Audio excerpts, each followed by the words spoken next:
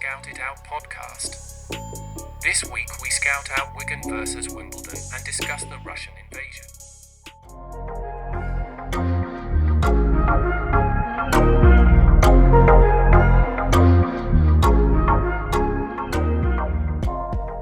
What we're going to do now is we're going to do a pre-match build-up and then drop this hopefully well before kick-off so people can have a little look at it before kick-off. Then we're going to watch it ourselves whilst recording ourselves, and then we're going to do a little bit of post-match. And we're going to talk a lot of football anyway in between because there's all sorts to talk about. We did last night do enough an hour and a half of the Russia. Oh, yeah. Yeah, and we didn't expect that because we were going to add it all together and just do one big episode, and that just seems to have gone out the window now. Yeah. So, it's gone a bit tits up, but we'll go with it. We'll ride with it.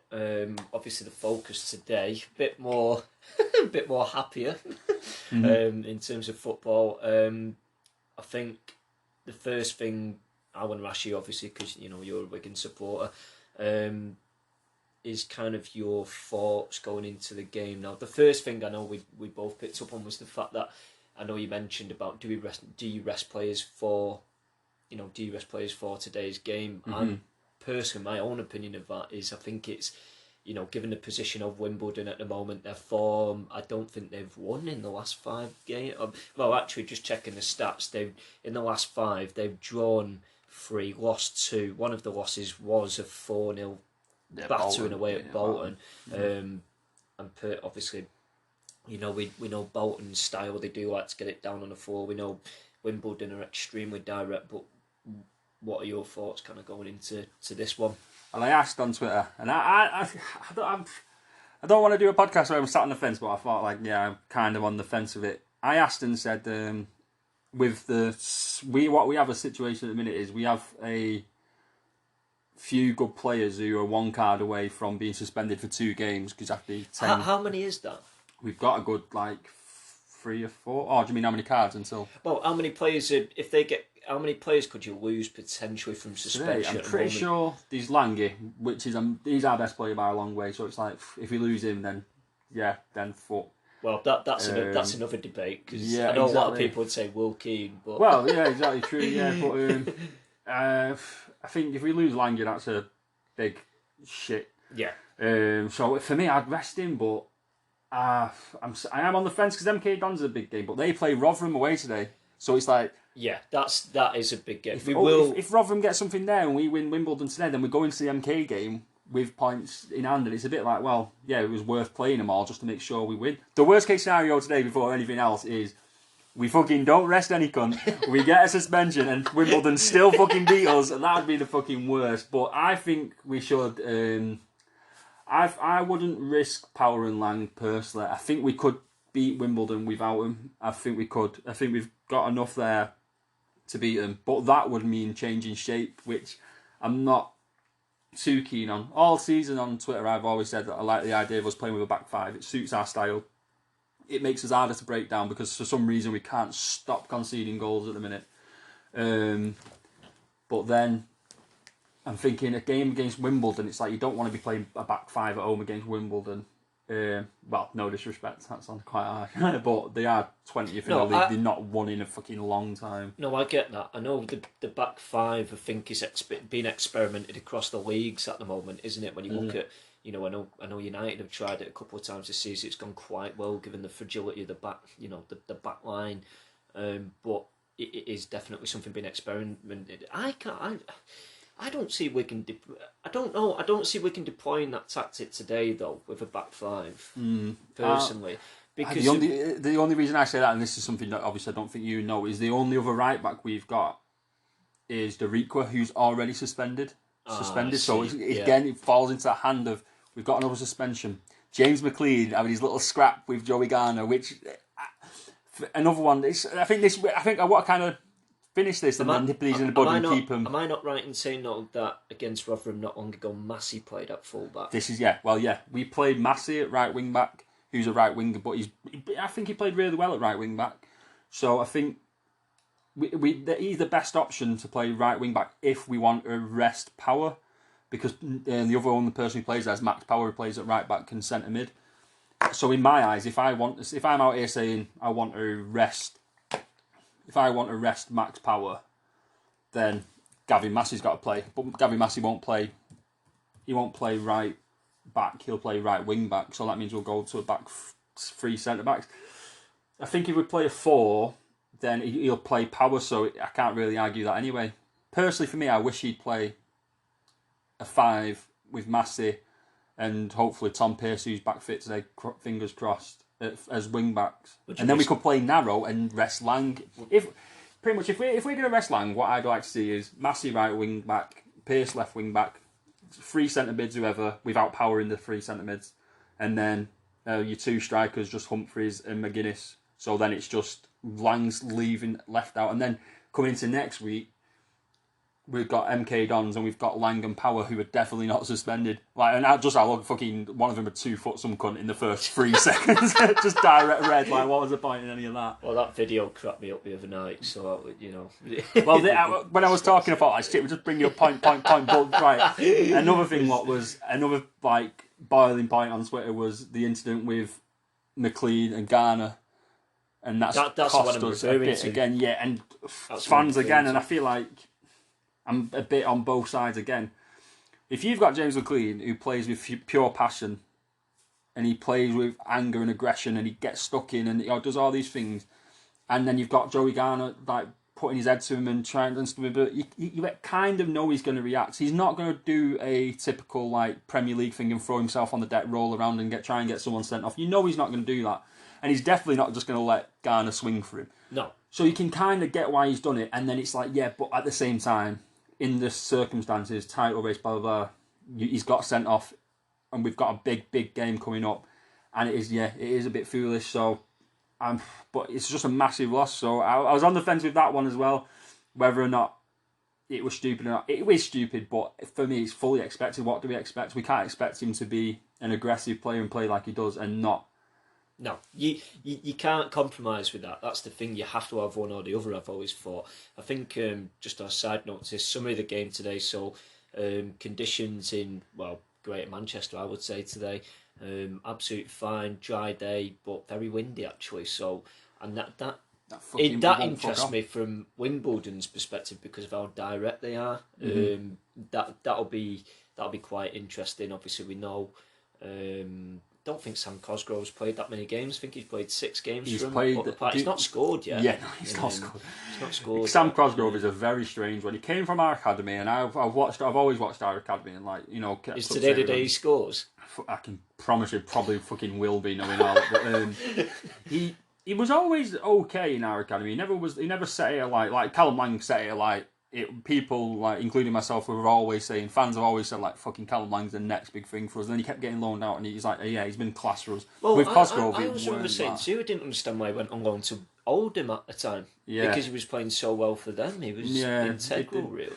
It didn't really make sense, but, in the long run, it's worked out well because he's come back, and now I'd say he's definitely a cut above League One, and he's definitely, like, got a lot of suitors in other leagues where they're looking at him thinking, he's a fucking brilliant player.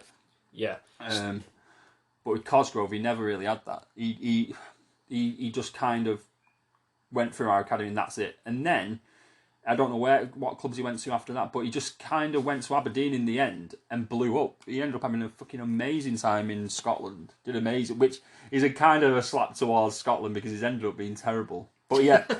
Cosgrove as a player, big, strong lad, good in the air, good hold-up play. That's what they really want from him, Wimbledon, because they are a direct team. That's how they play. They play a 3-4-3. They play trying hard to break down, go direct, comes to Cosgrove, waiting for the ball to drop down to other players he's got players around him who can, work off him. It's not dissimilar to how we can play now and again, but I can't see him scoring today. He doesn't seem to be able to score. So no, I mean, just to pick up on the stats in terms of Sam Cosgrove, obviously you mentioned about his stint at Aberdeen, definitely, in terms of looking at his most prolific in 2018-2019, scored 17 goals in 35 appearances, very respectable. Season after, not so many 11. And then season after he went to Birmingham, where didn't actually score for them. Must have been loaned to Shrewsbury, where he did score 2 in 17. But so far for Wimbledon, 6 games and no goals. But I must say, first of all, not an expert on Wimbledon. Never will be. I don't think neither of us can say that. I don't think he's their key attacking. No, well, no. This is. I was going to bring this up. The notes I took down for this is I don't think Wimbledon fans won't sit there. But I don't want to speak for them. But I can't imagine them sitting there today thinking like, "Oh, Cosgrove, he's going to do it for us today." No, they'll be hoping the ball goes long, Cosgrove knocks it down, and in them little half spaces, you've got Azal and McCormick, who I'm pretty sure are their 2 key players. 2 young lads who seem... I've watched a few clips, technical, seem like good players, and I think like they must be the ones where it's like, yeah, they're going to try and they're the ones finding the spaces and trying to make things happen. So I think they're the 2 where you look at and go, they're going to do something. I think from the whole podcast being called Scout Out, I think the interesting point from Wimbledon, from both our perspectives, will be Ayoub Azal. Because he's 20 years old. He's scored 6 goals already. Do you know what's interesting about this though? He's got 10 yellow cards this season. Oh, is that now? When did he get that last yellow card? That might mean he's out. He might be suspended. Oh, just like we was bringing up about ourselves. Fucking fingers crossed. He's just going, oh fucking hell, Azal's going to fucking murder us. He's gone, he's out. Yeah. So we've fucked this up. To be fair, like I said, guys, obviously we've started this podcast before the team lineups. So we might learn a lesson from that in the future. So maybe learn a lesson. Probably better get the lineups before we start fucking talking about. If you're listening to this and thinking like these 2 are fucking mongs, like this is a terrible podcast, like please give us some tips. It's our first attempt here, so yeah, no. I'm down with that, but I think that was something we were looking into before. Yeah, but I had no idea about the. I tell you what strikes me about this though, there doesn't seem to be like a key goal scorer, and I know one thing I wanted to pick up with you is the whole Ollie Palmer situation, because I know how integral he was to Wimbledon. Obviously got a big money. It sounds crazy this, I know, but like for him it was like a big money move to move down to Wrexham. Well, when you're looking at Wimbledon, like outside the history, like they've got a great history. I know obviously they separated, and I'd come forward right now and say for me these are the real Wimbledon. These are the fan base. This is the real club. This is like these have come from that kind of the ones who were supporting the crazy gang, the FA Cup winners, second biggest FA Cup shock in football history, second to Wigan Athletic, of course. No bias. There's no bias on this podcast. Didn't even mention Portsmouth either. Millwall's climbed to the FA Cup the other bias is like 2003. the other little bias is like I'm going like, yeah, fuck MK Dons because they're trying to chase us. Like, yeah, fuck them. Yeah, I don't think we'll be getting many viewers from there, or any for that matter. This is just But I think Wimbledon. As a team, I've completely forgotten my point. What was the first point I was even talking about then? So the point I was making was about brown nose in Wimbledon. The point I was making was about Ollie Palmer, obviously leaving because I think that only happened last season. Before I started brown nosing, that's what I was going to say. The reason I mention it is because there's no key goal scorer in Wimbledon's team at the moment. I sort of you've obviously got 6 goals. But at this stage of the season, that's probably why they are where they are. They're sitting just outside of the relegation zone. They are right in it. And that's... I'm kind of wondering what your thought is on the impact of that. I think Ollie Palmer was a Sam Cosgrove, but did it a lot better. If you look at him, he's a big lad. He's a very big lad, a big, strong lad. And he's gone Wrexham. Like a lot of players have dropped down. I know Sarcevic went to Stockport. We had a few. I think we had Crankshaw from League One to Stockport and blah blah blah. And Bradford then Stockport. So there's a lot of players making that drop because some of these clubs have got a lot of money again. So very strangely, they got Ryan Reynolds and Rob McElhenney. Trying to say that I can't say that either. Honestly, McElhenney, is it? After editing that podcast last night, and listening to us now, we literally need fucking therapy on speech, speech therapy. Yeah, you're Eastern European, ain't you? Yeah, fucking awful. But yeah, what I was going to say, I think that it's a huge loss for them because. See, I did. So looking at the stats, just as it were, so Ollie Palmer last season at Wimbledon made 18 games. Sorry, this season made 18 games and scored 5 goals. Which, when you think about it, in their position, that's good. And if you think about it, anyone who knows football, which I know anyone who's listening to this probably does know a fair bit. No fucking Joffrey's coming on. Hey, fucking! I just caught him out because the Leicester and Leeds games on the background. I just said, there he is. We've left it on in the background, so it's we've just got it in the background. But but anyone who knows football knows that target men don't score that many goals. There's not many. Like even the best target men in the world don't score many goals. It's all about Weghorst with Burnley recently. Yeah, it's more skillful, but it's the link up, isn't it? It's all about that, yeah. And I think that's what Ollie Palmer brought. Big, massive lad. Brings it down, brings other players into play. Did I say brothers? They're not players. I thought you said players, but somebody can correct you on that. I think he was vital for their team. So for him to go to Wrexham, I remember at the time thinking like, that's crazy, but it's backfired because I did run a poll and I ended up. I think I ended up deleting it, to be honest, because I'm not going to lie to it.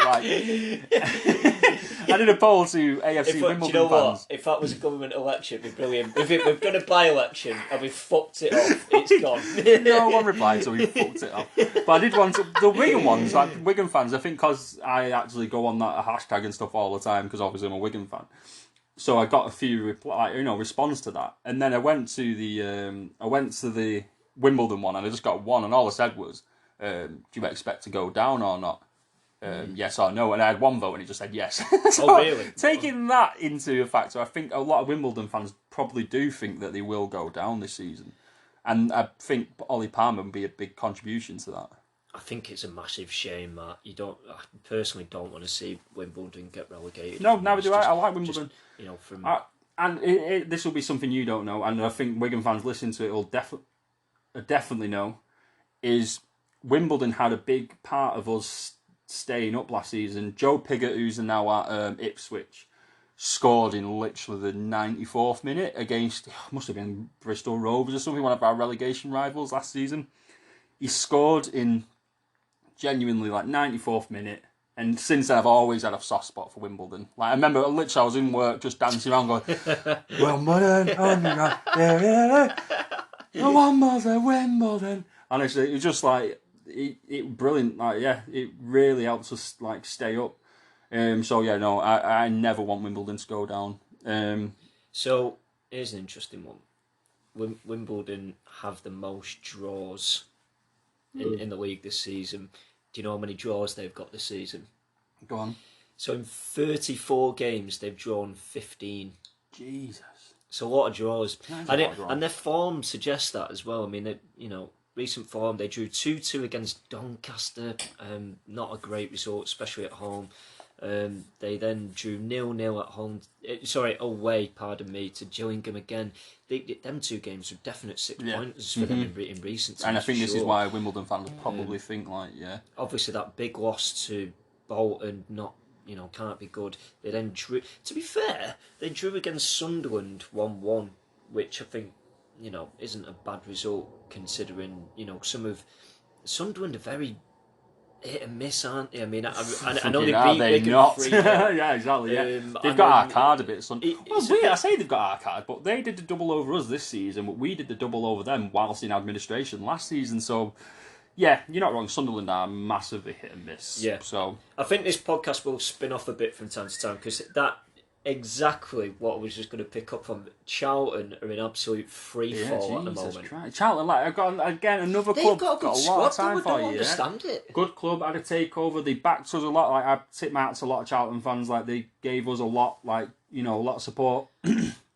But they're in a right mess. Look at that. Yeah. Literally, just scrolling through that, I saw it was Els. I thought, who the fuck's that? To be fair, Sheffield Wednesday, not an easy game. MK Dons, again, not an easy game. Oxford United, again, not an easy game. So not at the rub of the green, really. Wigan, not an easy game. No. And Bolton. So, to be fair, the last 5 games, they've played some some tough teams, to be fair.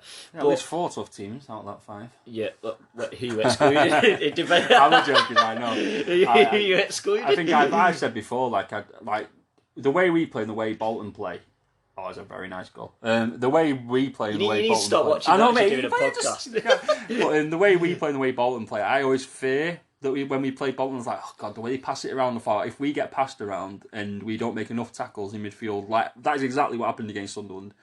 We didn't make any tackles in midfield. All we made was fouls. But I'll talk about that in a sec. But Bolton that have lost 14 games this season. but they're very good passing side, Bolton. They do pass it around.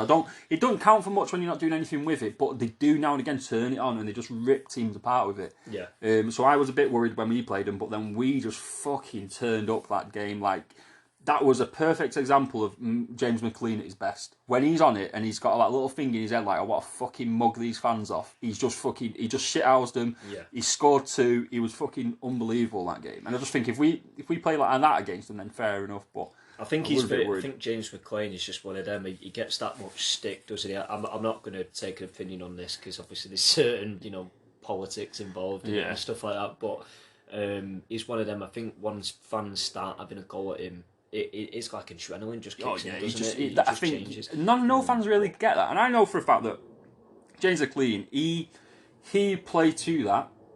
He'll bounce off the fans. He'll know that if I wind these up, they'll give it back, and then when they give it back, I'll fucking show him on the pitch. Uses it. Yeah, and this is what we were saying before about the way he plays. Is exactly like that. And now and again, it's going to boil over. It's not much. It's not really boiled over much. And I think he was fully not at fault for that incident. But I do think that that's how he plays. And it worked well against Bolton. But I just think the complete opposite of that was our latest game against Sunderland. We turned up and in about 30 seconds, Max Power just went right through someone. He used to play for Power. He used to play for Sunderland. And I think the fans got in his head. And I think the whole anticipation of the game, thinking, I've got to play against these, blah, blah, blah, it got in his head, and he just fouled someone straight away. He didn't need to foul them. And then they scored directly from it. Like Pritchard is a very good technical player, whipped it in, perfect cross, bang, goal. It was just not much we could do about it. And then after that, it just seemed like our players, they just forgot how to tackle. Like, every challenge was a foul. It was no tackles. It was all fouls. And Sunderland, fair play to Sunderland, they ripped us apart about it, but today's a different game. Like, I think we're the team expected to dominate, so I think we will play a passing style. I think we'll get the ball on deck a bit more, which I'll make this point because we'll probably talk a bit whilst we're watching it, but a big thing for a lot of our fans at the minute is, why is McGuinness starting? It's 3 minutes until the teams are announced. Yeah. Why is McGuinness starting? Why is McGuinness starting? Oh, shit, blah, blah. Right. When McGuinness is on a pitch, our centre-backs will look and think the easy ball's to go along to McGuinness. So that's what we try and do.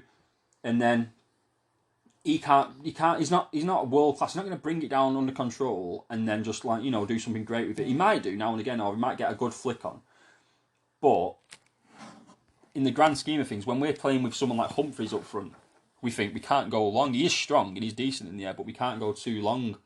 So we get the ball down, we pass it around, and we create the kind of chances that I think McGuinness would thrive off. So it's like, if McGuinness plays today, I want us to pass it around and create chances for him.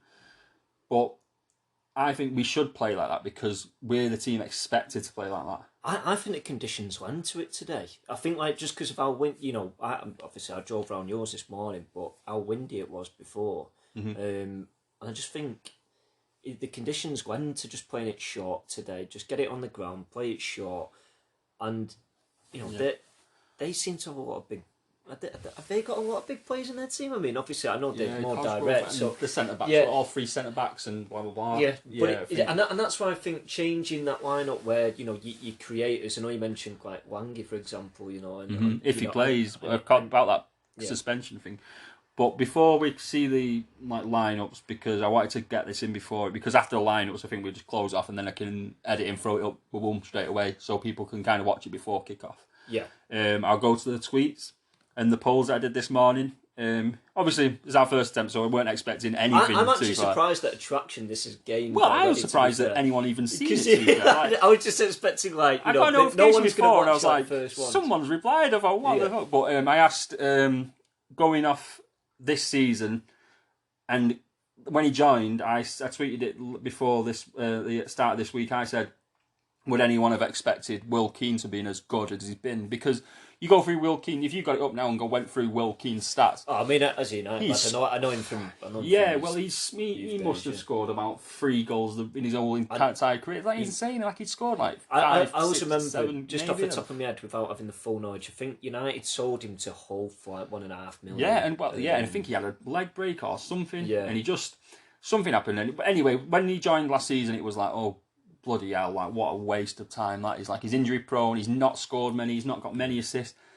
He's easily been probably our best player in the last 2 seasons. He's been unbelievable. I think he's been involved in 36 goals over the last 2 seasons, which is insane. I'd be interested to see Wigan fans' opinion on who's been the better player this season between Lange and Will Keane. Well, yeah, if I asked that, yeah, I might put another poll on at half time again because I didn't ask that then. But so I put a poll and asked who would they prefer, Nick Powell or Will Keane. Nick Powell won. And that's a given. Like, I think, granted, I knew myself when I was putting it, like, I knew the result would be. And to be fair, Will Keane got 28%, which is not bad. And then Dan Pugh at Dan P91 put, the thing with Powell is that he's head and shoulders above anyone else in League One without looking interested, which is exactly nail on the head kind of shit. He's still exactly, at Stoke now, man. Yeah, and he plays the same way. Yeah. The thing with Nick Powell was he literally was exactly what Dan just said. He was just better than everyone, and he didn't really have to try. He was just walking around the pitch like, I'm just better, and he was just better. Some of them can though, can't they? That's Berbatov, like that's exact kind of. It was the demeanour. Swagger players, kind of like that turn up. Cantona for me would be that kind of player where you couldn't beat his ego, you couldn't beat his demeanour. Yeah. You knew when you were going up against him. You knew exactly, and I think as a player, I think I'm not taking it away from Will Keane because I think he's been brilliant in the circumstances and blah blah. And I think if you put Powell in the same situation, there's an argument to think that with that demeanour, I don't think Powell would flourish. Yeah. Powell has to be with a team who's doing relatively well. I think I can't imagine him being in a relegation scrap. But watching him that season, he was a different class. He was just unbelievable. Just going back to Will Keane, stats-wise, 31 games this season, 16 goals, incredible turnover. Mm-hmm. Last season he scored 10 in 32. So again, in a strange way, like a late bloomer, he's looking to develop because prior to that, I think in his whole career, I mean, what's that? 6 goals, 7, 10, 8, 10 goals in his whole career. Entire career. That's insane, and he's had quite a few wall moves as well. I'll add to the 16 this season. He's got 5 assists, so he's been involved in 21 goals in 31 games this season. Yeah, the impact. It's an insane impact that. I think you would have took those stats at the end of the season. This is where it came from because I asked that because I said I compared it to Nick Powell in Nick Powell's best season for us in League One, and he's actually the same as Nick Powell now. Oh, really? Before the end of the season, but the difference is, and this I think is what Dan's making the point of, is it was different with Nick Powell. He was just a cut above everybody else, which is exactly fair enough. I'll go to the next comment on the next poll. Just on that subject before you go there, Nick Powell. He scored quite a few actually. 5 goals in his first season at Stoke, but I think that was a bit part on it with Wigan. But then he did last season. He scored 12 goals for him. Yeah, which I think as a midfielder, that's insane. That's like this is what we were talking about before, and I asked, with MK Dons next week, does Liam Richardson rest players 1 card away from suspension, and including Lang and Power? And I said, should he rest him? Should he rest them players to avoid them get them suspended and blah blah blah? 75% said no, so the majority agree with what you were saying. No one agreed with me saying I think we maybe. I just think this is a big 3 points today. You're at home. The conditions play into your favour. Mm-hmm. We know Wimbledon are very direct. They want to get the ball up the pitch as soon as they can, especially that high long ball. And I don't think it. I think it definitely play. If we can play it short with the creative players, I think it definitely favours them today. Just to answer your question before. Azal starts for Wimbledon. Well, we'll go into that. I just wanted to get this out, and then we'll go into the lineup. You can after this. You do Wimbledon. I'll do Wigan lineup and go through it a bit. But Paul Ashley at Ashley Paul said, no, as we need 3 points today. Can't take it for granted. Get an early goal, take them off by all means, but don't take 3 points today for granted. And that's I'd exactly, agree with that. it's exactly what really you were saying before. If we get, I'm not saying that Wimbledon fans are going to kill me for saying this, but like if we can go in a 3-0 lead before half time, I'd make them changes. I would, but I'd make them at half time to rest them for the big game. Yeah, But again, it's like you were saying, it's a bit of a conflict of interest because you've got the potential suspensions. Maybe you want to take them off as well. So it's a bit hard. It'll be very interesting. I won't be surprised to see a very early goal in this. Mm-hmm. In the Hopefully for Wigan. first 5-10 minutes, I really wouldn't be surprised.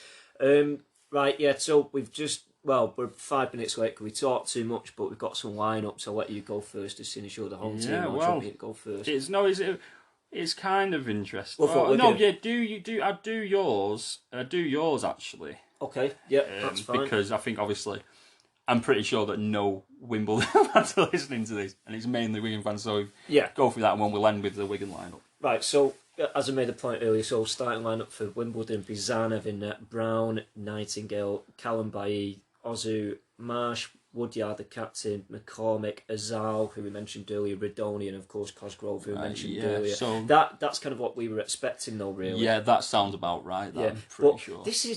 This is what I get that teams have a solid first 11, but it also screams to me that they don't have a plan B. Mm-hmm. Well, I don't. I could be wrong. Somebody could say you're a muppet. You don't know what you're talking about, But I don't know. I don't think there's a plan B, and the results would suggest that. Yeah, the results would suggest that. Like you was the interesting thing is a lot of these players played against Bolton in that 4-0 thumping, and we knew that Bolton likes to play the ball around. Are we suggesting that we can do the same today at home and not for the same result?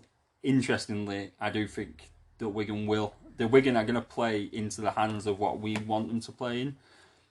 But there's not been... This will just confirm it. There hasn't been the rest. You've probably seen it by now. By the time I've got this out there, Liam has gone with you lot. And we've gone with Ben Amos in net. We're playing the 4-2-3-1. He saw sense. Yeah, he saw sense. I messaged him and he's like, nah, fuck you, I don't want to listen to you. He's gone for the 4-2-3-1. We've got Max Power right back. Watmo, probably one of our best players this season. Like, fuck you, Portsmouth fans. Like, what are you thinking? He's injury prone. He won't play any games for this season. Like, you get it, folks. He's played like every game. He's kicked every ball this season for us. Like, he's been amazing. Do you know what though? I'll back him on this one. I've seen numerous players where they've played for the same team consistently and have injury problems, move to another club, and they don't seem to have the injury problems anymore. Yeah. So I've got to back him on that one, because I've seen that, especially with United. It's true. It is a piss take. So I get the probably sympathise with them actually. Then we got Big Tilt in centre back. And then Bennett, that's a bit of a shock one. Not played a lot, not played hardly any. You might know him, Joe Bennett, from Cardiff. Massively, I think he broke his leg or something. Really serious injury. 9 months out. He's come back, played a few games. I don't recall him breaking his leg though. Something like that. I know. Serious injuries. Like he was out for a long time. But yeah, he's in the starting lineup today, which is good news, I think, because he's going to be a good player. Ree, who I don't even know if it's Ria or Ree, because I've not even heard anyone say his name, because he's played about 15 minutes for us since joining on loan. Looks a good player. Who's he on loan from? Luton. But we've just not seen anything of him, really. He looks like the kind of exactly standard midfielder that we like to have, because we like that combative centre midfield. And then we've got Naylor in there next to him, exactly what I just said. Everything just exactly the same. He's just going to get stuck in. We know exactly what Naylor's all about. He's just all about winning the ball back and turning it over quickly. Then, this is where I thought we'd go for rest, but like Ashley said, and a few like you've said, and yeah, I think I'm definitely on my own with this, is that we go for it today. So we've got Lang, Keane and Edwards. And for me, that's... I know, if I click on the comments now, I know full well I'm going to see, fucking get in. I'm going to see it straight away. Everyone's going to be happy with this lineup. Yeah, but I think it is just in fans' nature that they want the strongest start. Yeah, exactly. Because you are in games to win, and this is why I get that. I get that you've got potential suspensions, some players coming back from injury. Injury's a big one, because don't think you should rush players back. But again, this is a must-win game today for me. And I think from Wimbledon's perspective, I'd be interested to hear from them what they want from the game. Would they take a point away at Wigan? Would that be a bit? I think just given the circumstances of how close they are to the point, if they won this game, it's a massive scalp for Wimbledon. I think that could spearhead like a comeback. If they beat Wigan, it's like, well, we've just beaten a team that's competing at the top of the table. Yeah, we'll turn it round. Let's turn it round. Here's the biggest one, and I think it's like this will be the big one where people will definitely comment about it. Is Humphreys, and he's a fan favourite. I get that, and I like him. I think he's a top player, and I just think because everyone likes him so much, adds to the fact that everyone doesn't like McGuinness because McGuinness hasn't scored yet. He's having a hard time of it. Liam doesn't want to seem to drop him, apart from today, which is probably good news, and it's making it so much harder to say, give him a break kind of thing because he's playing, he's not doing much. But Humphrey starts today, fans will be happy, and I'll click the top. Sorry, just remind me, who's playing right back today then? Max Power. Yeah, Max Power. Right, okay. For the suspended Deriqua. McLean's suspended, so Edwards comes in at left wing. See, that's a. I mean, I know Max Power can probably play that position, I've no doubt about it. Cause we've got exactly polar there. We've got top comment, what a team. Like that's, yeah. Cal WAFC, what a team. And yeah, that's what I was expecting. But then the second one, Joe at JHWAFC22, Power Lang starting, risky that. So there is a lot of fans who probably are in both camps, like not too sure. Yeah. Oh, a lot of people shouting out for Jamie McGrath. Like, yeah, Jamie McGrath joined us. Deadline day deal for $100,000, which is insane. Like, apparently this kid's like the next big thing, and he played well when I've seen him.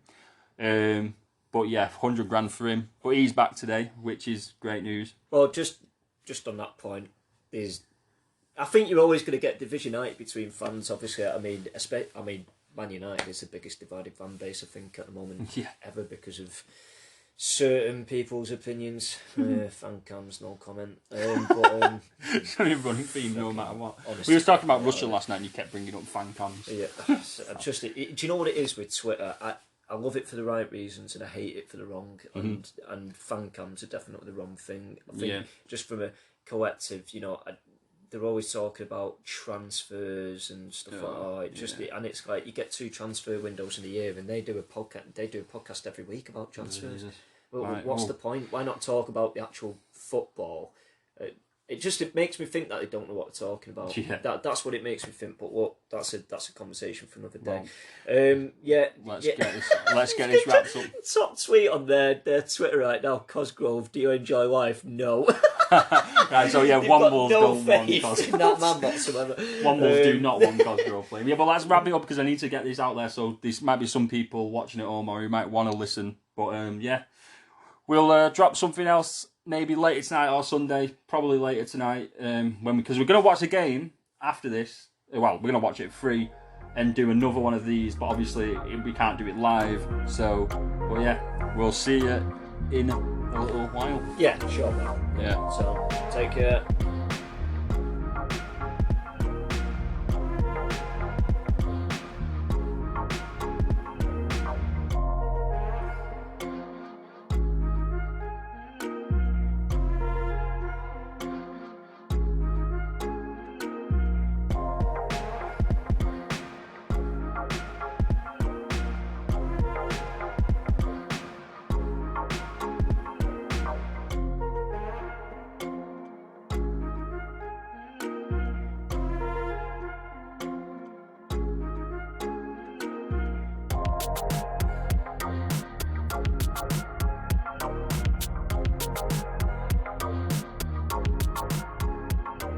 Oh yeah, shit, yeah, we'll do that. Yes, before we're here about 2-3 minutes before kick off.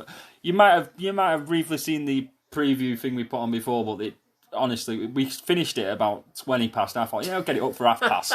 It took like half an hour for it to convert. I was like, oh Jesus. Well, yeah.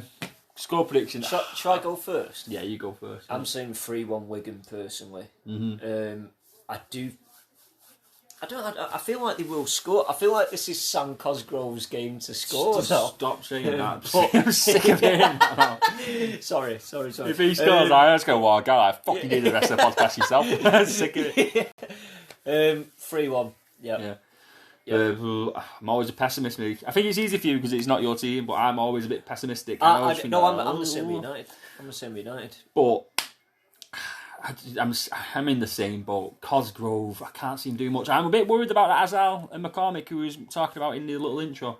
I just thought as well, I think what I might do for this one is bang them together, because I don't think many people are going to see that because it took so long to thingy. So I think I'll just merge the two. But yeah, I think I'm going to go 2-0. When we're playing a team where we're expected to win, we seem to be good with the 2-0s. We seem to pull that out of the bag. That's a consistent result against the teams we're expecting. What we've struggled with this season, we've been pretty poor against the bigger teams. We've struggled against MK Dons, I think, this season. Sheff Wednesday, Sunderland. The only team I can think of where we've comfortably beat was, I think we beat Oxford, but even that, I think we was like a 3-2. I thought you were unlucky against Rotherham. Well, yeah. But Rotherham are a similar team, so we're super similar. I'll put it out there right now, the two teams I definitely want to go up the season are us and Rotherham. I hope that happens, because the two teams, you get about 9,000. We don't give a fuck about how many fans we've got. Pretty working class, typical fucking clubs. And we seem very similar. And I just think, like, yeah, with all the gobshites in this league, Sheff Wednesday fans, fucking Sunderland fans, it's just like, oh, we get all the fans. It gives a shit how many fans you get. Who actually cares? Do you know what I mean? Like, you could be one person who supports one club, and that club could be the most successful club in the world. It don't matter. Yeah, I mean, you look at Villarreal at the moment. You know, the town is probably Villarreal as a town is pretty much the size of Stockport. Mm-hmm. You know, it's not massive. Yeah. It's not. It's probably smaller than Stockport, to be fair. But yeah, I mean, you look at their success. They beat United last season, the Champions League, Europa League final. Getting ahead of yourself, it's a Champions League final.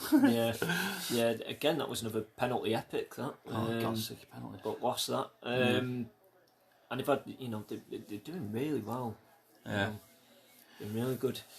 Yeah, this will be an interesting one, I think. Are they coming out now, the boys? Yeah. Or yeah, I'll say 2-0. I reckon 2-0, and I hope that us and Rotherham go up, and I think that I'm not seeing anything suggest otherwise. Don't want to be hypocrites, but I really don't want MK Dons to get promoted. I really don't want that to happen. Yeah. Interesting red strip from Wimbledon there in a red kit. Yeah. It's quite smart, that kit. I like Wigan's kit this season. What, that? It's that same kit from last season, you know. It's just got a sponsor on it. Yeah. He came out and was like, because none of the fans got to see it, we're just going to keep this kit the same. I was like, fair enough. And I was like, even if he came out and said, like, we're all just save a bit of money, like, fuck you all. I'd be like, yeah, fair enough. Like, I wouldn't give a fuck. Save the club, do you know what I mean? We was going to be fucking annihilated into the abyss. Like, he can do what he wants. Do you know what I mean? Even if he said, like, he's going to make our fucking kits, like, illuminous pink and yellow, I'm like, yeah, have a good fair play to you, like, crack on. Like, fucking saved us. Like, we were, fuck me. I put this out there straight away. Even though I've laughed at a few fans in the past and blah blah about administration, no club should go through administration. Like, fuck me, that thing was brutal. No, you don't even want your rival clubs to go through administration, because you know your rivals, you know they're the games you look forward to as well. Do you know what I mean? I mean, I could make the joke about Liverpool and Leeds maybe getting put for administration, but even then, I won't want that to happen. Do you know what I mean? Because they represent that community, and I really wouldn't want that to happen at all. I'm going to side note this, but that was a very interesting warm up from both teams, and just before the game, and just not it was very half-hearted kind of warm up, wasn't it? Both of them were just like, well, Yeah, it weren't. Even that huddle looks half-arsed from bleeding Wimbledon. Oh, there we go. It looks a bit normal. Well, yeah, they don't want. That was like 2 seconds. No. It's like, let's win today. Fucking captain, like, crack on, lads. Fucking hell. No, don't, like, last game I watched, we fucking conceded after about fucking 2 seconds, so it's like, oh, don't do it again. What's Wigan's track record in terms of coming back into games once they've gone behind? Yeah, superb. Like, I'll give us that. And I expected that against Sunderland. That is one thing we are good at. We do come back in games, like, quite well, like, but yeah, we didn't on Saturday. Here we go. What's this? Long ball. Yeah. You knew what I was Straight doing, from the off. Straight out for a throw. Well, Scout It Out has got off to a great start. We said it was going to be direct, and it's so direct. I don't know what else. Well, I mean, that might be the only thing we get right this season, by the way. But yeah, true. Yeah. Well, I was gonna say, like, one of the things I said, obviously, because I'm trying to get into scouting and blah blah. I would be interested to see what other. Wow! Oh, Will Keane, stop that. But yeah, I would be interested to see what a scout, someone who's been doing it for a while, because I've literally just started, what they'd say for that kind of. Because we kind of joking about watch it's going to go long, and it's going to go long, and we know things, but I want to see what kind of details they'd put on that. But yeah, I knew that. We said it before the game. We know what Wimbledon are going to go. Every time it comes to these centre backs, you'd expect it to be going quite long. But I must admit, though, I think the one thing I was looking for here was, like, I know it sounds a bit weird, but like the height of the players. Mm-hmm. I'm not seeing like a great height difference between the two sets of teams. If I'm honest.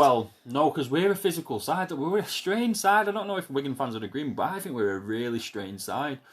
We can pass it on the deck. I think you've got very physical players. Yeah, we can pass it on the deck, but we've got physical players and we can play it long. And we have a long throw. It's weird. We're such a strange team. We've just seen that in the first minute with Will Keane. Just very Russell Tussle, beautiful. Skin-free players. Yeah, exactly. It looks like that just looks like confidence to me. Go on, Lengy. That's Humphries. Oh, there's got to come back. Oh, he's been robbed. They did well there. Good tackle, that. Yeah, Great tackle. I think it's it is. Yeah. Oh, wait, on. It is? Yeah, number 10.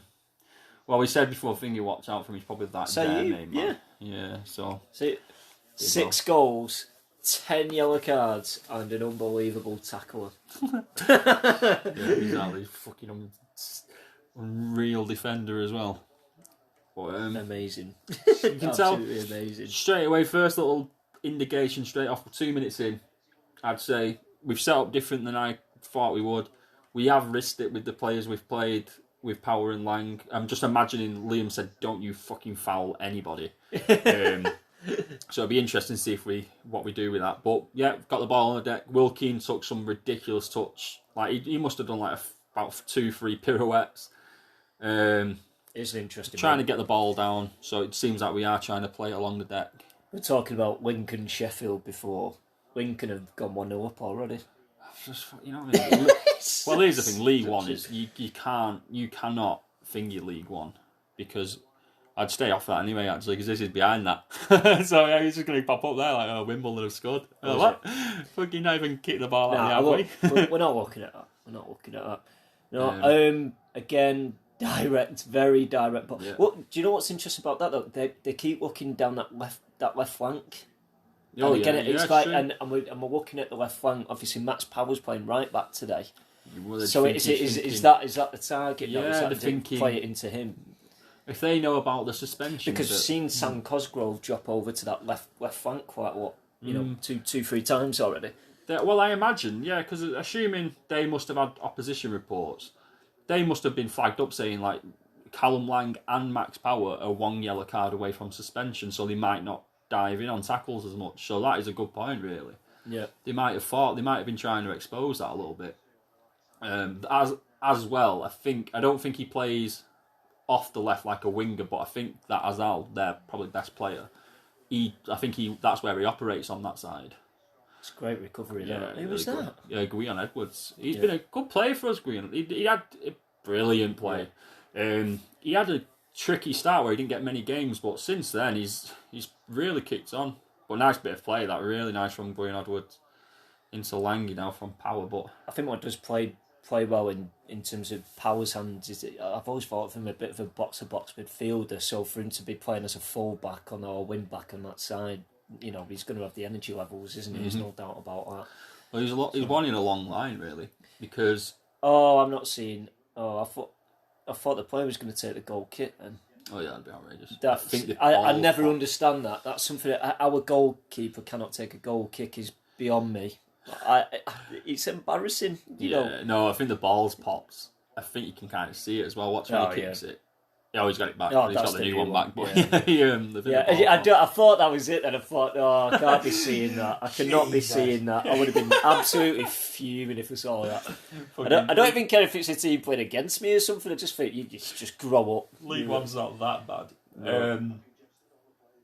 Yeah, I think, what do you call it? Oh, forget it straight away, but he bounced through there. They got quite lucky there, but Same again, it's on that. Amos. It's on that left flank again all the time. We've To seen be what we're fair, looking that's for. where Aziz is playing. Yeah. But I don't. Not I easy didn't for him, really is it? put him down as a target man. I actually generally thought it'd be into Cosgrove, off from Cosgrove and in behind. But that seemed like it was like they were looking for Cosgrove. Then the bounce seemed to avoid everybody. yeah, And then he just seemed to thingy. It seemed to drop for him. But yeah, it's a very aerial battle. This. I don't get on all this. This is. Oh, I don't think he's going to get there. But oh, someone's down there. Glenn Ray. Say it is Ray. I was mentioning Ray, before. Like, yeah, Ray, I think I said Rhea, didn't I? So I'm definitely I have no wrong. idea. I Like was I going say, to you about the pronunciations yesterday. It's probably mine actually. he's barely played and then he's got injured instantly, so I feel a bit bad for him there. Just looking around the grounds at the moment, it's not really much going on. Lincoln have gone 1-0 up against Sheffield Wednesday. That's a bit of a shock, I must be honest, you know, given their recent form.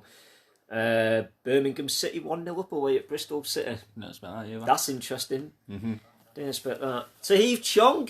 Oh my word. Get him back. Wow. Well, that shocking start to today. Wow. Yeah, that's ridiculous. We've got Ray down injured, so a bit of a stoppage in play. But yeah. Oh, it's weird. I think the pitch looks interesting. It Well, looks like it's. You know why? Rugby season started again. I know rugby's back, Yeah, so I twats. know that's why it's. Yeah, kick him out, Tal. Get him gone. Get your own stadium. Fucking hell. See, I think Oxford are just good. I think it kind of affects us a bit because surely we'd want to pass it around on the pitch more if the pitch weren't a fucking mess. Do you know what I mean? Yeah. I think teams that do, you know, rugby clubs and football clubs sharing grounds, it's very tricky. I think it doesn't work. I think, unless, I mean, I don't know. No, it doesn't work, does it? I mean, even if you're a very direct team and you want to try to get the ball down, play a bit of passing and stuff, it's still, it's not great, is it? No. It's really not great. I think, to be honest though, there's not many of them now, is there, when you think about it? Obviously, I know Wigan's one of them, but there's not really that many. Maybe Hull. Reading, I think. Reading, why do they share with? I don't know I don't know my rugby team, so I'll be chatting shit for mentioning the Reading Ringalows. I know it could be like Saracens or something like that. Yeah, but, I don't follow rugby at all. Yeah, somebody's laughing at me here thinking you fucking idiot. But no, the Reading Ring Boys. But yeah, no, I know Reading was one of them. Hull was one of them. I don't know if they still are. Reading. I don't really know who else because, like, obviously, like your rugby league clubs, I don't think they do. I think it's mainly the rugby union clubs, isn't it? That's sharing, really. Saying that, Wigan is obviously a disagreement of that because they are the rugby league one.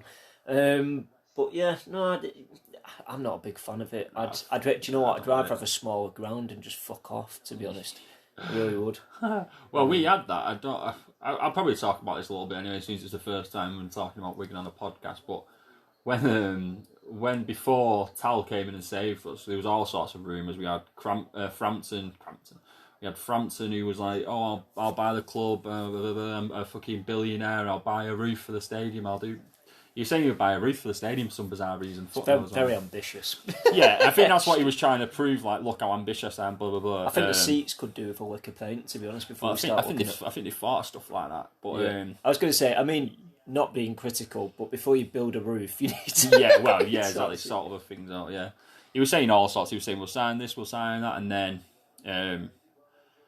after that, we had a guy come in and say, "We'll move us to Lee as a new stadium." Like, they'll just move to Lee, and the uproar from fans was outrageous. But I said, again, that could be another Wimbledon situation all over again. Yeah, stuff well, like I think that's what it was. The path we were going down. Honestly, last year there was parts where I felt like we're doomed and gloom.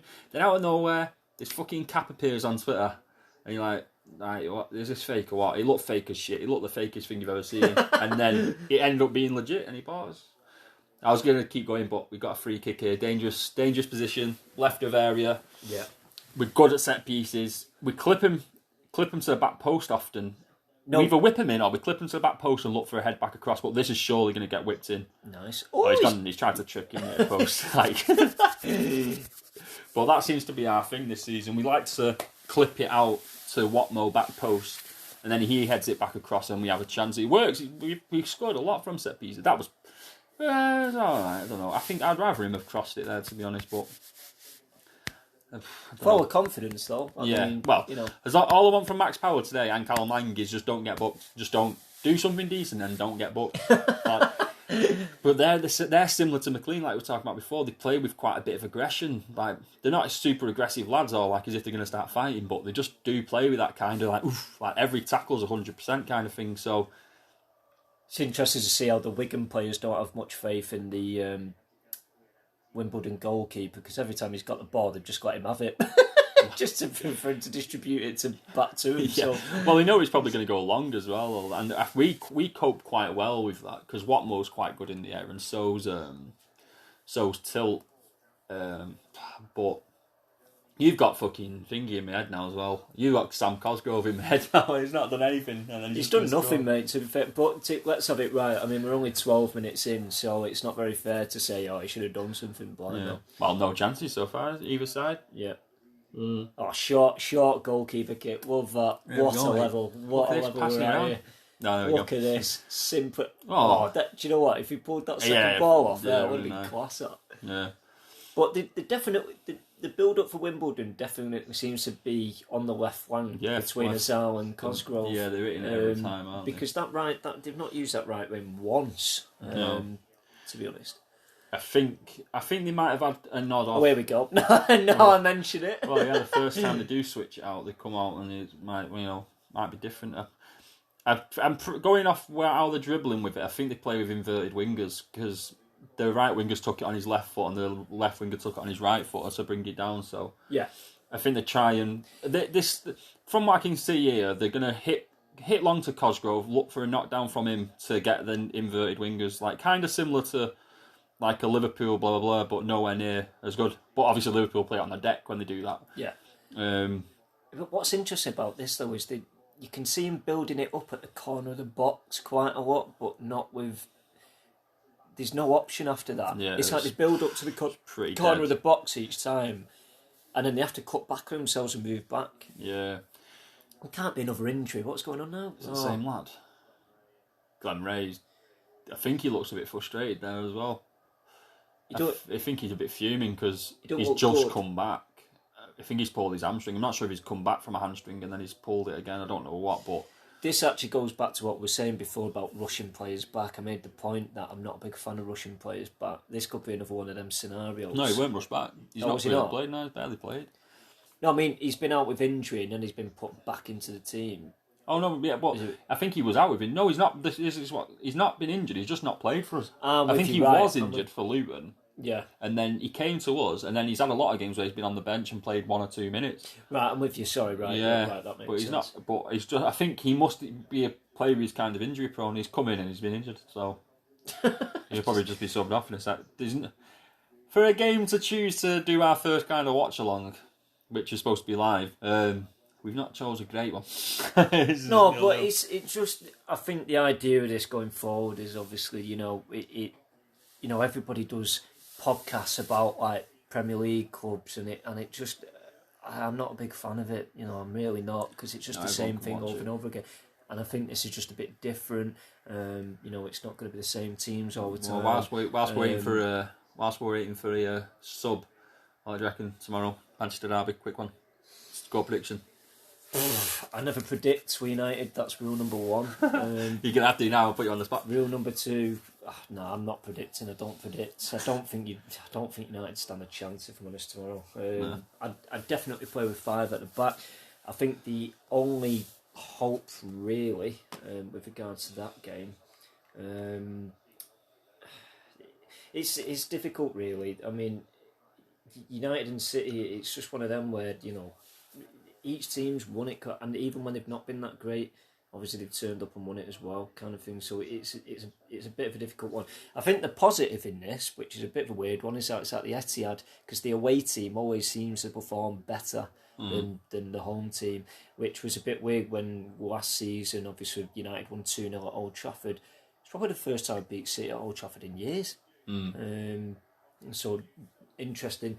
My hope would be that Harry Maguire doesn't play, but that's not going to happen because I think Ranić is favourite. That's not to slate Ranić, by the way. I'm actually very pro Ralph Ranić as a manager. I think he's called out players. United create a lot of chances. The results haven't come in because the finishing's been diabolical. But all in all, they've not done too bad. They're playing all right. They're playing better than what they were. But yeah, it'd be interesting to see. Am I looking forward to it? No, like you were saying before, No. it's the anxiety about it. Really. But no, we'll see. Yeah. Definitely not doing a watch along for it and all that. Not for that. No, you're not going to do a watch along every single week. No. We're doing this for our own accord because it's just kind of enjoy doing it. But, yeah, I think it's something me and you do generally anyway without realising it. That's the thing. No, that was the whole idea, wasn't it? You literally just said, let's just record it. And I was like, yeah, why not? Yeah. And a few goals go in since we've been talking. Wickham have just scored. I think someone else had just scored. Flashed off. It was on the TV, not yours.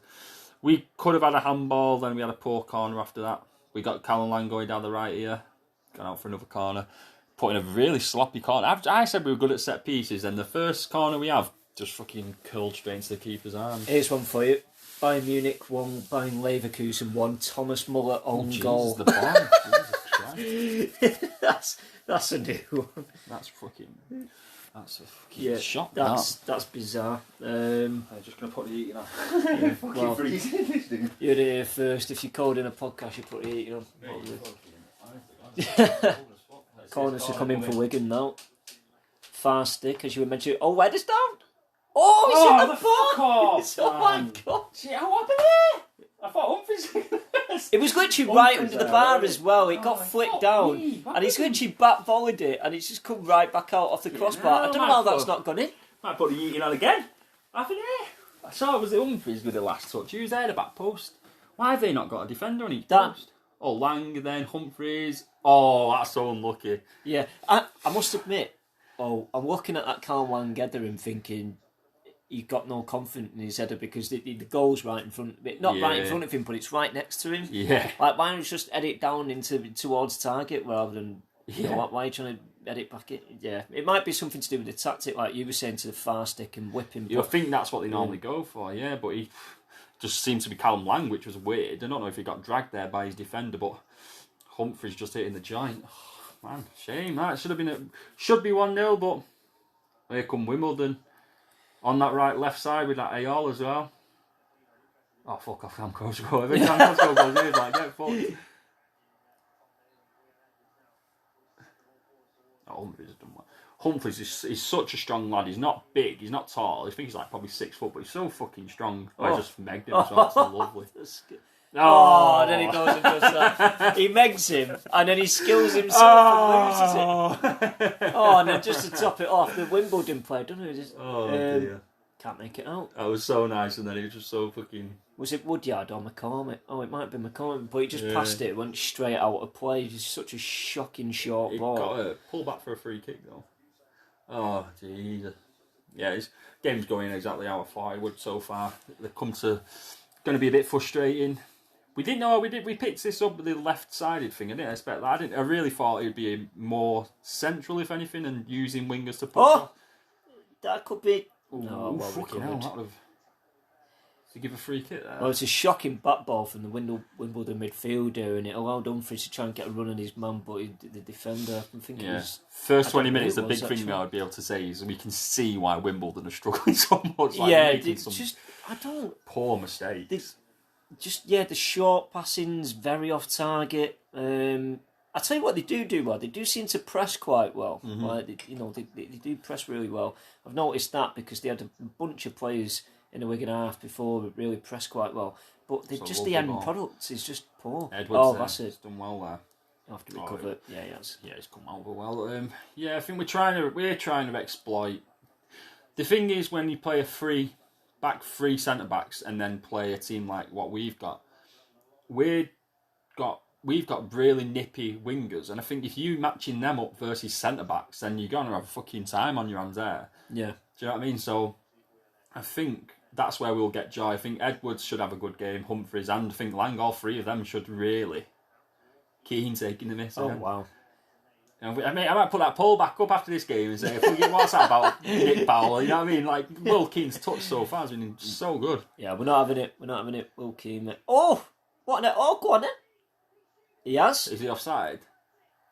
Oh, No, fucking no, gets no. in! Gets in there! He's not. I thought for all the wall he was I tell offside. you what, that from a centre forward perspective of closing down the board, the second ball there, because Yeah, bounced off the keeper. So he said. What would the defender do? I'm surprised though, because the keeper. I didn't even celebrate that. I was just like, he's offside. Yeah, well, there was a lot of players kind of just sat in the box, so I presume he couldn't see it. Yeah. Has he offsided it? No, he's not. It's just going to the fans. It's just I've heard to it. And the camera was going towards side line. I thought, the flag's up now, but no. Yeah, edge of the box, skins his man. Tom Bayliss. I was, before he took that. See that I don't understand what that's saying. Why has he not parried it away? Why has he not parried it away? All he had to do there, it wasn't the most difficult of shots to deal with by the looks of it. He only had to parry that away and he's dealt with it. He parried it back into play and Will Keane's just pouncing at his 1-0. Yeah. The weird thing was, I thought he was going to pass it and I was about to say, Tom Bayliss came on for a read, because we didn't even mention that Tom Bayliss has entered the field. Tom Bayliss hit a good left foot shot. Came out, and then that's why I was just like, he's offside. And I didn't even get out my chair, nothing. I just went, yeah, he's offside. I didn't even fucking celebrate, I didn't even do nothing. He just fucking tucked it away. Nice finish, Will Keane. Like, I was just mentioning in that poll as well, like, Will Keane, he's having a great game so far. Do you know what's funny? Hello. That's a Wimbledon chance. Great takedown. Yeah, this is again, though, they're still at the edge of that box, and again, you're not wrong. Are they cutting back? He's tried to cross it this time, at least, and it's gone straight out of the pitch. He's left-footed. Yeah. Again, you might be right with the whole inverted winger thing. Yeah. But I forgot what I was going to say. I actually forgot what I was going to say. Probably about either Will Keane or something else. But sorry, that's the point I was going to make. I was praising Wimbledon actually for the free close down pressing they did, and then the one chance it goes at the edge of their box, they refused to close him down. I think the keeper's seen it. There wasn't that many players in front of him. I think he's seen it. I don't know why. I think he's been in a split decision and just accidentally parried it back in, and it, just got closed down and scored. Right, it's poor. It was pretty poor. It was poor from Wimbledon. I don't know why no one reacts to it, and that's what made me think like he must be offside, and they were just straight away like he's off. And they might be other Wimbledon fans watching it, or someone who gets a better angle than we did who can go, yeah, he was miles offside. It's just because you might not know it from like watching Premier League or whatever, but you just know it. You know football anyway, but. The thing is, the camera League One angle we've got doesn't cater to the offside, really. Yeah. I think so. It's premature for us to be making unless it's blatantly off the keeper. Jesus, he's offside this time, but the officials in League One are that bad where it's like he might have been 2 yards offside, but you sometimes just don't know. It's that bad. Yeah, I think it could have been offside. Definitely, I think there's no doubt about that. Sorry. Fucking Keane, just opening that window. Fucking Keane. Will Keane. Well, we're getting a lot of praise before the game, and I wanted to get on that thing, but I can't take the podcast off because it'll stop recording. I want to just read to our poll and put them little eyes like, what's everyone saying? How's that poll, Ashley? Yeah, that poll's a bit, the bio. Oh! Yeah, fuck off, Cosgrove. Here we go. Sam Cosgrove shooting. Sam Cosgrove shot on target. Oh dear. But yeah, he's now surpassed, after that goal, Will Keane has now surpassed Nick Powell's best ever season for us in League One. Oh really? Yeah, but with different positions though. No, well, kind of attacking mid, that's where he plays for us, so it's not... Oh, really? He's not playing all-out striker, he kind of plays attacking mid, so it's not far off. I do think Powell played a bit better, and I still 100% understand the points about he was just a better player, he was just a technically better, and you couldn't see that, but Will Keane, though, he's putting some... I think one of the biggest things that I left out, and I didn't really think blah, blah, blah, and I was trying to make a case, was I don't remember Nick Powell taking that many penalties, whilst Will Keane takes all of our penalties, and I think he's probably scored 3 or 4 already this season. So that might have something to do with it. Yeah. 'Cause I think Grigg took most of our penalties when Powell played. Right. Yeah, I'm just thinking, Nick Powell played for Wigan League One, yeah, didn't he?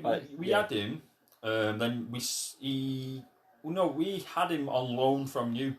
Yeah, I remember that. His first goal and his only goal for United was against Wigan when we were still in the Premier League. And it's like, I think fucking Butner scored, Butner and Powell scored. I was like, what the fuck kind of game is this? I love that. I think Alex Butner recently retired. He was in the MLS last time I checked. Was it Chicago Fire? I think it was. One senior Chicago goal for football. He's not only ever scored a goal, and it was against Wigan. But yeah, I can't remember who scored See, it. I tell you what. Do you know what the funny thing is as well? I remember that goal all too well, and I can't remember who it was against. That's the worst part. I can't remember who it was against. Alex Butner. Get him. Well, I'll be saying this for me personally, but Rotherham have just scored, which is super. See, if this was live and fans were like fucking... Would you not rather that be a draw, though? This is what everyone again will disagree with me. I want Rotherham to win that. I'd rather be 6 clear of MK Dons than be... Do you know what I mean? I'm not asked about chasing Rotherham. I just want to go up. I suppose it rubber stamps the automatics. I get that, but would you not want to go up as title winners? But I get what you're saying. Yeah, I do get what you're saying. I had a Rotherham fan reply to me because I follow quite a few random fans on Twitter, but I had one come back to me and he said, "Be careful, he's coming to follow you." He said, he said, let us both go up and then we'll sort the title out after that." And I was like, good God. That did not look comfortable. I tell you what, I think the twitch at the back, the fuming. He said we'll sort it out after that, and that makes sense. But at the minute, I'm fine with Rotherham beating anyone who's anywhere near us. Do you know what I mean? But yeah, you're not wrong. Wimbledon, the 3 centre backs look a shambles at the minute. There's no defending them at the minute, really. They're doing the basics right. They're making clearances and blocks, but. Well, referee's going to blow up. Oh, there it is. Well, the Wimbledon players are fuming because, again, the referee just seems to be in the way. It's just... He's getting a right bollock in there, isn't he? Like... We could do a 15-hour podcast about the officials in fucking League One football. Well, I think officiating in general, whether, as high as the Premier League and as low as grassroots football is... particularly needs improvement. I mean, to be fair to referees at lower levels, obviously they don't have as much technology, so then obviously the Premier League at higher levels is easier. And I find it more embarrassing when they don't make decisions because, they've got everything they need to make the decisions. They've got, remember that stint with like the 6 officials, like the one behind the net as well? Oh, yeah, I don't know. They make others go along. I never understood that. I honestly never understood that. Yeah, it was weird, weren't it? They were just stood there like, oh, well, I'm getting paid for this today, so it's sweet. It was strange. Very strange. Very odd decision, but then what would you expect from a sack of shit FIFA? So, it just dumb. It's one of them things in football that just really didn't make any sense. Yeah. And correct me if I'm wrong. If you've got a reason to. If you're a referee and you want to tell Jones he's a knob, that's fine. If you're one of them referees that used to stand behind the nets, that's where I'd sit. Hey, someone sat in my seat. Kick him out. Sick of it. Yeah, sick of it. I've not been to a game in a long time. Like I said, I'm far too skint to be going to games. That's why I watch them like this. I mean, obviously, where we live, it's quite, it's not the closest to Wigan anyway, is it? It takes me about... I mean, I don't have to worry about that, but I know you do. It takes me close to an hour to get there when I go. But I see some of it. I kind of want to mention that, but then some of the fans I follow on Twitter I see come from Ireland, they come from Hong Kong and stuff like that. It's like, I can't on. Honestly, that's really one of the best things about football for me. Like, generally, like, even non-league sides in England have got, like, followers from, like, Sweden that come and watch the games on a regular basis. It's crazy. We've got... I'm thinking, like... Yeah, there's loads. When you turn up to a random non-league game, you get fans from all over. You really do. Okay, New York, Wigan, right? Okay. I was trying to find this page. I'm not on my actual page here. I'm just on fucking thingy. But yeah, we've got a fan. We've got like literally a club. They have a bar in New York, and they watch Wigan games on it. you've just done something on Twitter there, and it's riled me already. There was a picture of an half and half scarf. Oh yeah. What? I don't know when are they going to get fucked off? That weren't the New York Wigan fans, by the way.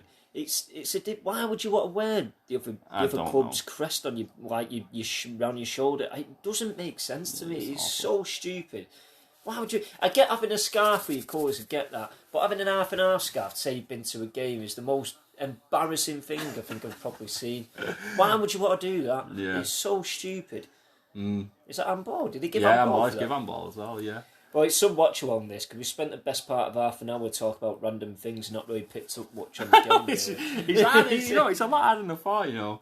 Yeah, but like we were supposed to do it live, so I don't know. Because you don't want to tread that line of just being a fucking commentator and going, "Oh, free kick, oh," and you don't want to be just thingy. We're not going to. But yeah, Wigan got a good free kick here.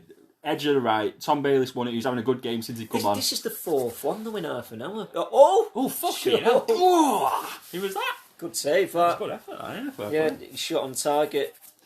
I tell you what, I don't think for 1 minute Wimbledon can handle these counter attacks. They seem to get on the pitch not too bad. Again, it's that directness, isn't it? They just end up at the pitch. But I think the Wimbledon players press forward with it a bit as well, and that's probably where they're getting a bit caught out, really. Yeah. But again, that's sort of one of the negatives of being direct as well. You need players to hold up the ball. And first of all, your distribution needs to be bang on. I don't think that's been quite well from today. Again, another fumble in the penalty area, though. It's all going on. Oh, the counter in here, though.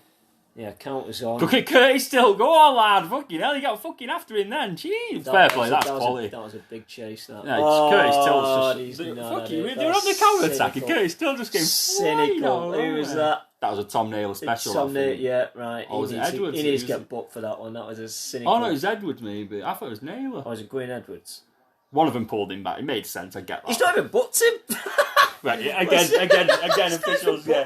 Fair enough, there'll be a lot of fucking Wimbledon fans. Stonewall yellow card. Obviously not booked him for that. Yeah, I thought it was booking, but before the foul, like, I don't think he needed to foul because out of nowhere, Curtis Still, like a fucking freight train, just came flying out of nowhere. Oh, Chef Wednesday's equalised. Berahino. I mean, that's Saido good. Berahino. I've also just noticed that Swindon equalised as well, so my bet is actually doing all right. Coming back alive again. Direct free kick and expecting... I'm not going to lie, I've been expecting better from set pieces from Wimbledon. I tell you what, here's an interesting one. Newcastle are 2-0 up against Brighton already. I knew that. I thought that would come. Yeah. Eddie Howe's impressed me. But to be fair, I didn't think he'd do as well, but I was expecting... Brighton have fell apart, and a few people were making points, you know, on, what was it, like Soccer Saturday or whatever. Actually, they got half a chance at it. No, Amos, brilliant. See, that's better, though. That's better. Yeah, that's what you want to see from them. Who do you think it was again? Who do you think it was? It was a Sal again. Was it a... Yeah, I tell you what, I don't understand the midfield of Wimbledon, because it just seems to go straight from the defenders straight into the attackers. Yeah. And it's just like, you need to pick one, either join the attack or sit back. Like, if you're not going to play through the midfield, you need to pick one. Yeah. And all I've seen for the first 34 minutes of this game is just him sat in the middle watching it go over and back. Yeah, exactly. Yeah, well, that's exactly it. I've not seen him take part in the game at all. Yeah. And again, we're at that point where they had the ball, Wigan have distrode it straight up the pitch, and they've got a dangerous throw in the final third. Long throw. Watch how far he gets some distance. Like Rory, like these. I don't know what happened to Max Power at Sunderland, but he just pulled out this fucking long throw. Well, I got a flick on there as well. I mean, that's got to count as a shot on target from... Is that Curtis Still? Yeah, Curtis Still. But yeah, you're not wrong. I don't think it's like they might as well not have a midfield, Wimbledon. I think... Like you said, it's just going over the red at the minute, isn't it, really? I think again here, bam, long ball. It's one of them things where... That's gone straight to Ben Amos, like, do you know what I mean? It's pretty easy. It's one of them things, I think, and we'll pick this up on other podcasts as well, but I think it's like, as a manager, do you not see that, I speak to mates, obviously, and like, we'll talk about this, and it's a good point that I think one of them made, and it's like, it's one of them, what everybody else sees, the fans, other fans, even coaches, but the manager doesn't see it. Mm-hmm. It seems that and I think sometimes the managers don't see it. That is a medic back ball. Was that Jack Watmore? Jack Watmore, yeah. He never really does that. It's a shocking ball. He's made it for it. It's fine. It's fine. And if it's Wimbledon, it's annoying. But, Yeah, I don't understand that. How how some managers don't see it. Maybe he has seen it and he'll mention it at half time. Maybe I'm speaking too soon. I'll do that a lot. Oh, what a takedown from Humphries. Oh, yeah, good brilliant take that. I tell you what, it was a diagonal ball straight over to the we do that a lot. And... We pass it around. I don't know if it was Watmore who distributed it, but we do this a lot. We try and drag teams out and then we hit that lovely diagonal. It's such a, like, from a scouting perspective, it's such a nice thing to, like, you watch it do it. We have our wingers cut inside. We have our wingers come inside and our wing backs overlap. Or we'll have our striker take out an outside run of a centre back, and of their centre back, and our centre back just pings this diagonal ball. We do it time and time again. Jack Watmore were doing that. Yeah, it's just like fucking watching poetry. He does it all the time. I think another thing I've noticed, I don't know if you can blame the pitch condition for this, because it doesn't look like the easiest to play on, but crossing in this game today has not been good. No, it's not been good. Apart from the crossing's been... Apart from the Humphries chance before, it's been poor. Yeah. Poor. But again, as soon as I was talking about that big diagonal pass, we did exactly one more. He did exactly the same again. But it works because Edwards, he'll cut inside, his right foot, he wants to cut inside, and he was at a blocked shot. But we drag him inside, the fullback follows him, and then our fullback overlaps, and then Watmore just pings it. We do it time and again, and it's super effective. But I think this game is going exactly how everyone thought it would do so far, really. And I think... Well, where we at with substitutions? Are obviously you were the one that wanted to make subs. Where we thinking with that? Oh, the ball's the far stick again. Dealt with. He's smashing this. It's a drill. No, it's dealt with for the crowd. Yeah. I think it was Max Power that drilled effort, wasn't it? Max Power, yeah. Well, yeah. Got a good shot on him. Give him that. What subs? I've not seen much from Wimbledon to suggest that they're going to come back into this. It's going to take an half-time miracle. I reckon subs at half-time, but no. If we go 2-0 before half-time, then I'd be like, yeah, Power, Lang, get off. That's for me. That's what I'd be like. I'd be like, go on, be gone. We've got good enough players to play there, really. I don't know who they'd come off for, really, though. Actually, McGuinness and. Okay, I mean, for the last 10 minutes, Wimbledon have been very sat back, haven't they, to be honest? Yeah, they've done nothing. They've done absolutely nothing. They've done nothing yet, anyway, but they've been very sat back. Yeah, the only player I'd be looking at, and I can guarantee Championship clubs, because he's only 20, is out of Sal. He looks a good player. He does look good. He's just got nothing near him to even remotely support him. I think this is the problem with that front three, is they're not... If you're playing inverted, I think there's an element where you shouldn't be playing wings. You should be playing narrow towards each other so you can run off. Mm-hmm. But I've not seen that. I've seen them try and play it down the wing. Yeah, it's weird. Yeah, it's very strange. It's a very weird concept. I don't get that. I don't get surely, that. If you've got a front three and you want a target man, play it to the target man. I'll bet you other two run off it. Yeah, no. But they played very wide. Yeah, they play wide inverted wingers. And get the ball, and they can't cross it straight away because they've got to cut back into the. And you can't do much unless you're just the most direct team ever, where you just think, right, you can just take on everybody and stuff like that.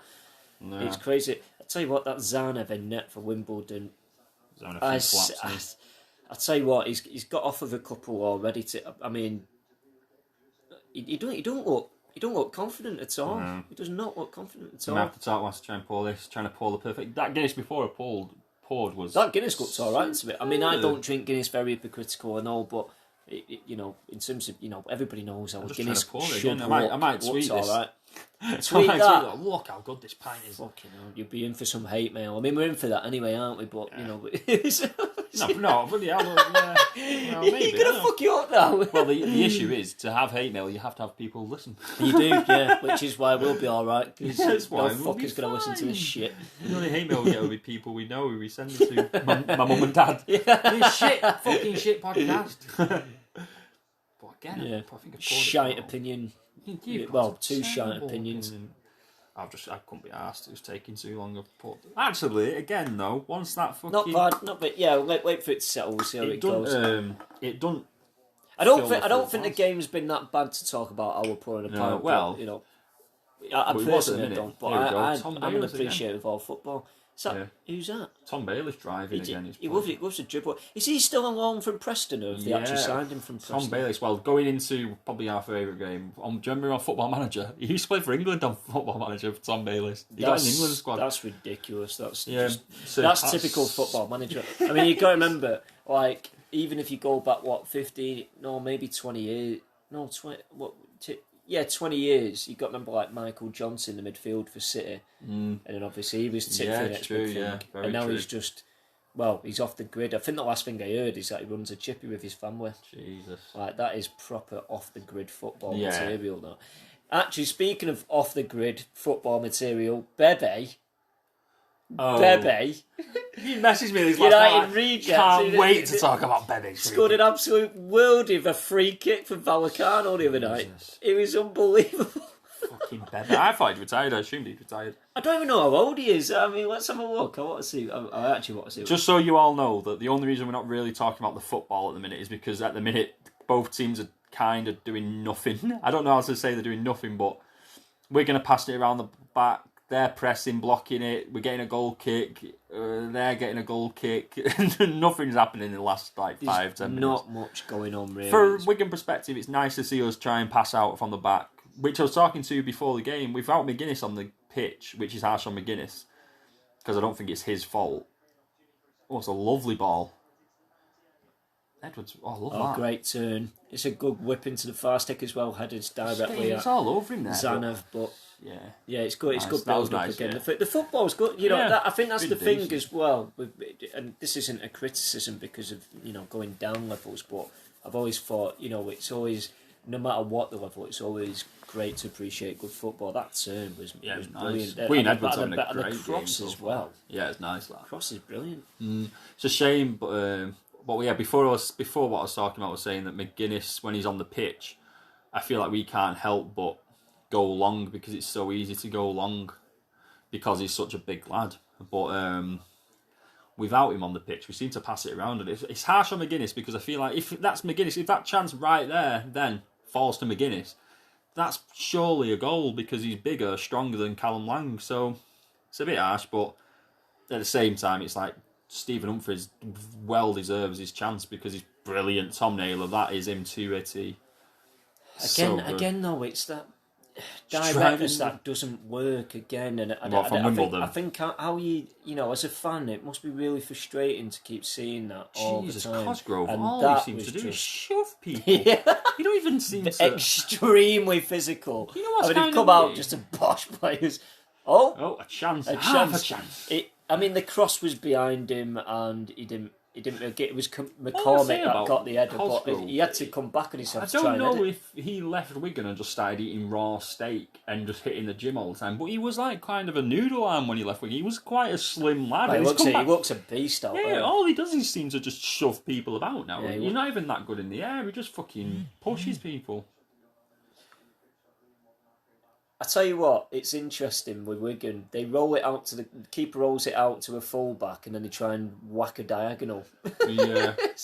Well, yeah, I think I think that's what I was saying before. That fucking lovely block. I tell you what, Jack Watmore, take a bow. I mean, that's a class block. That's better from Wimbledon though, because they've not done. That ball was much better, and at least they're trying to aim it into Cosgrove as well. The run's better from him as well. Yeah, exactly. He must have been buzzing. He's peeled off a man, and he's put a really good header on that. I think Watmore's just stood his ground and blocked it well, because Watmore for me is a championship player. He's so good. I know I was taking the piss before with Portsmouth, but they must be a bit gutted. He was literally so super injury prone for them, and they kept mentioning that to us, and that's why we weren't getting a good deal. He's played every second for us so far, I think, and he's been by far probably one of the best players in the centre backs in the league. Bit of a worry. I was expecting Wimbledon to be good at set pieces, so we'll see here, because of the way they play. Well, that's interesting because now Wimbledon have adopted the play it to the far stick tactic and try and head it back in. I thought they'd try something similar, but yeah, like you were talking about the goal kick, that's the thing with Wigan fans that I think frustrates us is. We do seem to be a mixed bag. We play it sharp, but then we super play it long sometimes as well. We're just a mixed team. Yeah. I think that's what we try and do. We try and will we go long, will we go short? But we look miles better when we go short. But I do get that when the player, say Jack Watmoe comes out and there's no short pass on, he's going to try and hit that big pass. Oh, no, he's not. He's gone very straight with that. He's gone very direct with that. Yeah, I knew that was going nowhere because it was far too straight. It seems to be, I think in this game, and you can probably vouch it's probably a few more games than just this one, where they're too afraid to lose the ball at the back in case of a counter, aren't they? And I think that's probably where it stems from, really, to be honest. But again, this game's had a lot of long balls, hasn't it? It seems to be a big. I know. If somebody listens to this, they'll be Will Keane, that is world class. Zanev's good. Again, Lange. Lang should have controlled that and gone round him. Better, yeah. Will Keane. I think the pressured up, but again, Zanev in net again. Really, really is. I'll tell you right now, but he gambles way too much. I don't know if he's trying to be like the ultimate sweeper keeper, but he looks so fragile. He generally. If you're a player playing against him, knowing that you've seen what you've seen today, you'd be right confident in going up and trying to. Make him unstuck kind of thing. Oh, that ball from Will Keane was absolutely top class. He's had a great game today already. He's only playing that bit, great. Humphries, that beautiful play. Well done. I'm not sure what he's going to do here, though. Oh, wow. Fucking hell, he did something He did well to get round and get the corner out of that. Again, the directness is good. The players, Wigan players certainly look more confident in terms of running it. Because I've not seen a Wimbledon player run at a Wigan player yet. No, I've not really seen him try and take. Well, that's what I was worried about with Marcel, but he's not really got a chance. I don't really think he's had much of the ball yet. No, he looks a good player, but he's barely touched the ball. Whilst our players have really turned up, I think Edwards, Keane, especially Keane's been unbelievable so far, and Humphries. Lang's not had a great game, and then that chance then, I think. He should have. He tried to go early with it. I don't know why he's gone so early. Really, He should have tried to take a touch and go round the keeper on his left side. Here's that lad now. Yeah. But again, because he's an inverted winger, he's really got to try and. He's not done anything. Maybe. Maybe. Yeah, I'd have to say that's a foul, definitely. Yeah. But Tom Bayliss has been okay since he's come on as well. Got the assist for the goal as well. But I think if Lang was right up for it, then he should have took it. Maybe he thought someone was pressing him because he kind of in acres of space, could have rounded the keeper and scored. But I've got one for you then. We know Will Keane's history in terms of football has been fractured in terms of not scoring many goals. If a bigger club came in for him, do you think he'd leave to take the opportunity, or do you think he'd rather stay with Wigan because he knows he plays well? I think he might have learned now that I'm getting the he's best not I'm young. getting. He's not young. Exactly. And to be fair, I can't really imagine a bigger team coming in for him. I just can't. I don't know why, but in my head I'm like, I can imagine. I don't think Lange's had a great season. He's been great for us, and he does probably more on the pitch for us than Keane. Even though going off today, Will Keane looks like the best player we've ever had. Oh wow! Oh, brilliant! Oh wow! Didn't expect that. Oh, the footwork! Oh my god! Will Keane, man? He's fucking, Edwards is a beautiful little touch, but Will Keane again, he just looks like I'm just going to take all the time in the world, do what I want with. Will Keane is kind of having the kind of game where if I posted that poll, I think the vote would be so different. The result would have He's flipped. just taking the fucking piss. He's having an unbelievable game. We've had the 3 added minutes anyway. There we go, half time. Oh, there we go. Well, half time. We'll do a wrap up. It's been a confident half for Wigan, but I've not seen anything from Wimbledon yet, but we'll pick up on that. Oh right, yeah. We'll add another. Add another. What am I about? It's because I've just read that. You need to add this. Yeah, I'd say we've got 5 minutes according to this to give a half-time summary. Half-time summary. Confident Wigan team, and not to be rude, but an abysmal Wimbledon. We've seen glimmers of things, but again, the midfield is non-existent. Very phenomenal performance from Will Keane so far. Yeah, Will Keane's been unreal so far. Mm-hmm. I want to see, if I'm being honest, from a Wimbledon perspective, I do want to see Azar on the ball more. And again, they've got a big player in Cosgrove there in the box, and if they are going to try and cross it, then try and cross it to him. Yeah, It's that was like our all the one crosses half have chance. not gone to him at all. If So- Watmore weren't there, that would have been their half and chance, wouldn't it, of the I tell you game? what, Like, I'd be having a big word with that Zanev in net. yeah, he keeps Goodness running me. out of his net, doesn't he, like a nutter? The sweeper keeper's gone mental. Mm-hmm. So yeah, no, very confident, very controlled Wigan performance. I know you mentioned about Wigan winning 2-0. I feel like this could be another one of those games. Yeah, it just seems like it. Wimbledon need to shake up a lot. The tactic and the dynamic is all wrong at the moment. Yeah, no, you're not wrong. From my perspective, like, yeah, it's kind of what I expected. We're playing it on the ball, playing it on the deck a lot more, and Will Keane is having a fucking game and a half. Like, he's playing unbelievable. His touch has been on a rickety pitch. The pitch doesn't look great, but his touch has been. I don't think he's misplaced one touch or pass so far. Edwards has been super lively. Humphries has been super lively. Lang, he's not been the best, but Lang's just been Lang. And he's not been booked yet, so that's all I care about. And the rest of the team just doing what I fully expected. Quick one before it subs at half time. Not yet, no. Because of Ray going off, Ray going off, I wouldn't expect it. Not for us anyway. I think Wimbledon maybe. I think for Wimbledon, for me, I'd give it 5-10 minutes in the first half, and if nothing's changed, I'd make them changes straight away. If you've got any glimmer of getting anything out of this at the moment, to be honest, but we'll see. Yeah. Right, we'll catch up in the second half.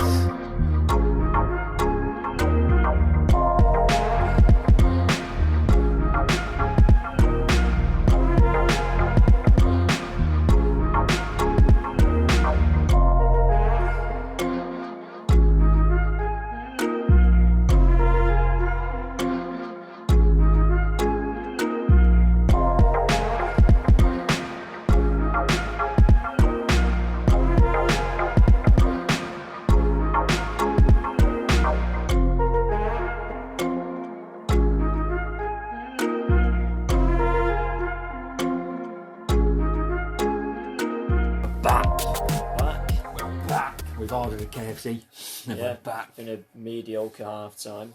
It went quite fast, didn't it? Like, I was trying to upload, I was trying to fucking sort out. You was having a look at scores. Some shocking scores as well. Wolves getting beat 2-0. Yeah, Wolves getting beat 2-0 at home to Crystal Palace. I wouldn't have predicted that. I think I would have predicted a bit better from Southampton. They're 2-0 down at Aston Villa as well. Derby are winning 1-0. Another shocking one for me, Birmingham City 2-0 up away at Bristol City. Mm-hmm. That's interesting. Further down, there was Bayern Leverkusen, obviously we mentioned earlier. Thomas Muller own goal. Thomas Muller own goal is quite incredible. Oxford United are 4-1 up against Burton Albion at half time. Yeah, that's pretty shocking. That is an incredible game. Yeah, I wouldn't expect that. I really wouldn't expect that. That is incredible. So that's an interesting for Wigan, for Keane Rotherham are winning, so go on there, boys. Oldham are beating Carlisle 1-0. The resurrection is well and truly on the way. Well, here's the thing. Well, we've just kicked off anyway, but the funny thing about this is I saw a lot of Wigan fans, and they probably don't know it if they don't have not followed it or know people. But obviously, we live close to Oldham. I know quite a lot of Oldham fans. Yeah. And obviously, we had John Sheridan, and he was awful for us. But he's always been really good with Oldham. And then I had a lot of Oldham fans saying like, "Oh, the buzzing that he's coming back." So Wigan fans was like, "Oh, it's fucking shit. Why are you buzzing?" kind of thing. But they don't. Like, I don't think people realise it's like how good he does with just Oldham. Like, he's fucking brilliant with him. So when I seen that, I was like, yeah, I expected Oldham to like make a bit of a comeback. I think the other game that I was keen to kind of highlight as a bit of an interesting one was Solihull Moors, who have had a really good season this season, 1-0 down at home to Kings Lynn. Yeah, it's on my accumulator. I mentioned it because I was in tears about it. Who's Solihull? Yeah, they're on my accumulator. I see, that's why it's streaming. And for the first time, I might have actually seen Ben Amos kick a ball in the 46th minute. Oh, yeah. He's not seen it much, has he? No. Yeah. But yeah, we've got KFC on the way. That's the big news. I've not been told of any changes as well at half time. I mean, the only change is there'll be a lot of chicken in this house by the time that delivery gets here. It's like 20 minutes away as well, which is fucking amazing. Fair play. Well done, Uber Eats guy. Like, fuck me, you cracked on with that. Fair play, mate. You fucked off the football and gone to deliver chicken, mate. You smashed it. Well done. But no, I didn't hear any changes. I didn't expect any changes. I'll have a little look. I can still see Bennett, Naylor, Lang, Keane, Bayliss, Edwards. Yeah, so I don't think we've made any. They might have made some, but we know much about Wimbledon, so I don't think Wigan have made any changes though, which is obviously expected. Yeah, they didn't really need to. I think if a second goal goes in, I think you're right. You probably would. Fucking half wow. a chance. Well, not even half a chance. A good chance for Wimbledon there. Made It's a the good most of it. effort. Volley. Yeah, I think it nice. was kind of straight at Amos. But tell you what, Amos did that time. He parried it away, and Wimbledon would not be 1-0 down if the keeper knew how to parry it away. That was what I was expecting from today's game. A long throw, knocked down, and he has a good effort because they've got them little technical players as well as having the big lads. So that kind of effort was exactly what I was expecting from Wimbledon today. Not seen any of it really in the first half, but the just shown a bit of it there. So we might see more of that now. They probably try it. As long as it don't die off, as long as they actually keep trying, But I think that's one thing I've noticed is teams recently. We're going to concede another throw here. Going to do the same again. They've given it to the same lad, so it's going to be the same long throw. I mean, it's a brighter start for Wimbledon anyway. They definitely fancy themselves because they are committing quite a few players to these throw-ins as well. If you notice, there's quite a few of them in the box. What was 5, 6 of them? Yeah, 6. It's not a good throw though. It really isn't. Really poor. No, but yeah, it's one of them where they're putting the pressure on at the minute, and I feel like if Wigan ride this little spell out, then we should be all right. Wigan did ride it out, and then for 35 minutes nothing happened.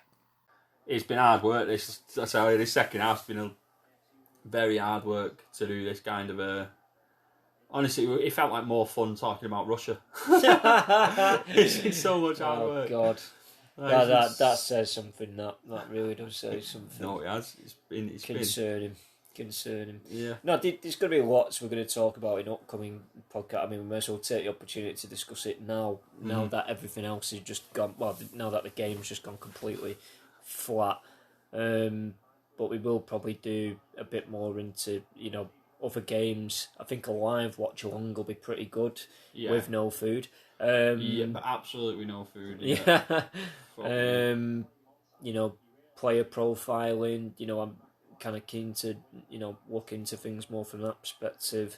Certainly from the scouting point of view as well, which is the whole reason this is stand about. Different reports. Reports of our own. Definitely multiple categories within that category alone. So that'll be quite interesting. Yeah.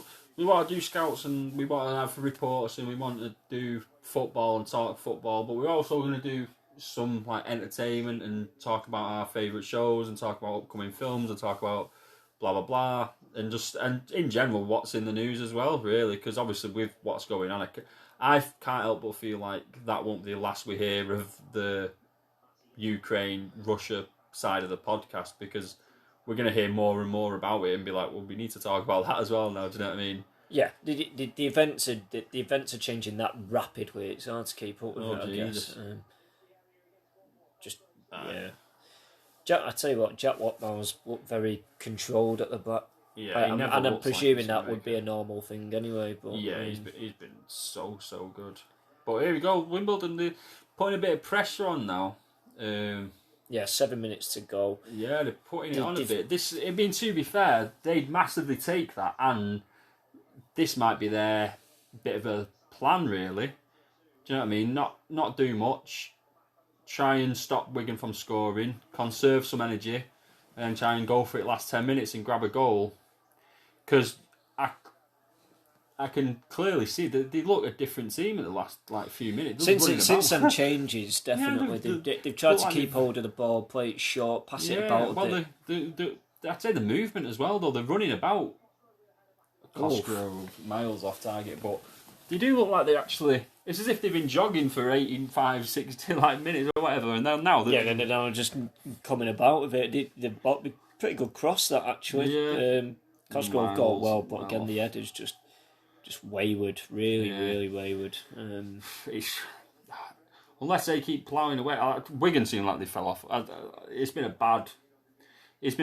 was a good 50 minutes. It's been a very, very bad 35 minutes. Like, it's been just poor. Yeah, not been a. I don't think I'll remember this game with great wow. Did you watch Wigan versus Wimbledon? No, I don't think that's gonna. It's not gonna go down in the history books. That's for sure. No, it's definitely. But yeah, like we were saying about future podcasts, I'm not sure. We've not. To be fair, it's our first one. I'm not sure we've set on a style yet. We did want to do some live watch alongs. We did want to do some player profiles. So I feel like some might be in like live form, some might be in a kind of video form maybe. We don't know, we're not really. No, we don't know yet, that's the thing. That's it, and you've just noticed it as well. Down to 10 men. Rotherham, pull your fucking finger out. From the 24th minute they've been playing with 10 men and they're still winning away at Rotherham. Fuck's sake. Oh, that's pissed me off more. I think Rotherham are trying to throw like a... What's going on? Oh. That's interesting. being down to 10 men for the 24th minute, going down 1-0 from the penalty spot straight after, and then coming back 2-1 in the second half. I don't think we'll ever be allowed to slate MK Dons again after that. Piece, that. A really poor shot, but it was a shocking effort. Piece. But yeah, but you could tell because the fans behind the net were fuming with that. Just lost it completely. That's the comic as well. Before the game, we was talking about like how much of a threat he is, or how much he scores a lot of their goals and blah blah blah. But if we win this 1-0, it's easy to see why Wimbledon will be struggling. But going off. We've got MK Dons next week, and going off, if we play like we have second half, we may to be honest struggle. though, I think they've not had much. I think there would have been more kind of adrenaline for Wigan to put a shift in had Wimbledon presented a bit more as well. True. And I think it's all well and good, on paper, obviously you look at a 1-0 win and think, they didn't really beat them though, did they? But in the first half, Wigan completely controlled this game. This second half's been a bit of a bit. I think Wimbledon have definitely come back into it more, but I think there's again. I don't know. It just both teams, and I think both teams, especially in the second half or the later stage of the second half, there's been like I suppose I'm saying a lack of effort. Really, I think there's not really been much to go off. Obviously, Wigan kept hold of the ball for about 10 minutes when we first came out in the second half. So. There's not really been much going on. We're in the 88th minute now. I don't see this changing, but I think it will finish 1-0. But it's very easy to say that. And honestly, it's been a very strange one, hasn't it? Like the last good half an hour is even longer than that. I'd maybe even say the full half, but a little bits happened in the first 10 minutes. But the last good 35 minutes has just been outrageously bad, of just a drum game. And the worst part of it for us is, well, for me, is that Wimbledon look the most likely now. Yeah. I think slightly though. Do you know what it is? They've just got the ball in Wigan's final third a bit more. Whereas in the first half, it was never there. Close. It was completely never there. Again, though, I think with Wimbledon again, we're still seeing that extremely wide. Wide football at times, and the better. They've worked it well there, though. Oh, that's a good. Oh, that's great. What a tackle touch from Massey! Wow, yeah, brilliant touch that from Massey. But well, that's not a foul. Oh, that is. Oh, he is. Yep, he sent him off. Yeah.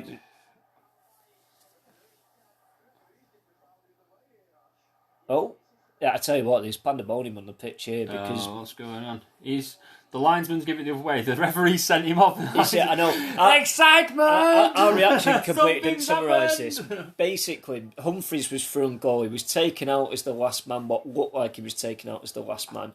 The referee pulled his red card out, and the third official on the side went actually gone, well, it's a foul the other way in favour of Wimbledon. I don't see how it's a foul the other way, though. I don't. Granted, I'm not sure it was a sending off, because one, number 8 was coming back, and I don't think Humphries would have ran through on goal or anything. But two, I definitely don't think Humphries fouled him anyway. No. I just think he kind of stumbled and then Humphries fell over him. That's interesting. I thought it was a foul in favour of Wigan, but could be wrong. The thing is, the third official No, I seemed do absolutely think it adamant. was- He changed his mind, God, so it's it an must have awful been pass. very, very. No, I very think it was a foul. I do think it was a foul. Oh, Oh! Edwards, that's quality. Ian Edwards again. He's had an amazing game. He's played Humphries, who looks doesn't tired. look- His legs he, are he like- looks winded. He's going to have a go here. Oh, he did have a goal. Will Keane's had an effort as He well. did have And an he effort. just tips over the bar. It's quite an easy one to save, but Humphries, For some reason, I would have brought him off. He looked the whole fucking nasty. second half's been naff right up until like the last 5 minutes, where we've just kind of kicked off and we've had shots on goal. And potential red card. because we've got a long first half, I might even just Yeah. like cut right to might the be last. worth just editing the whole second half out And rather just than the last go 10 minutes. Yeah, it might. God, yeah, it That'd might be be. interesting. Honestly, nothing's happened apart from just the fucking last couple of minutes.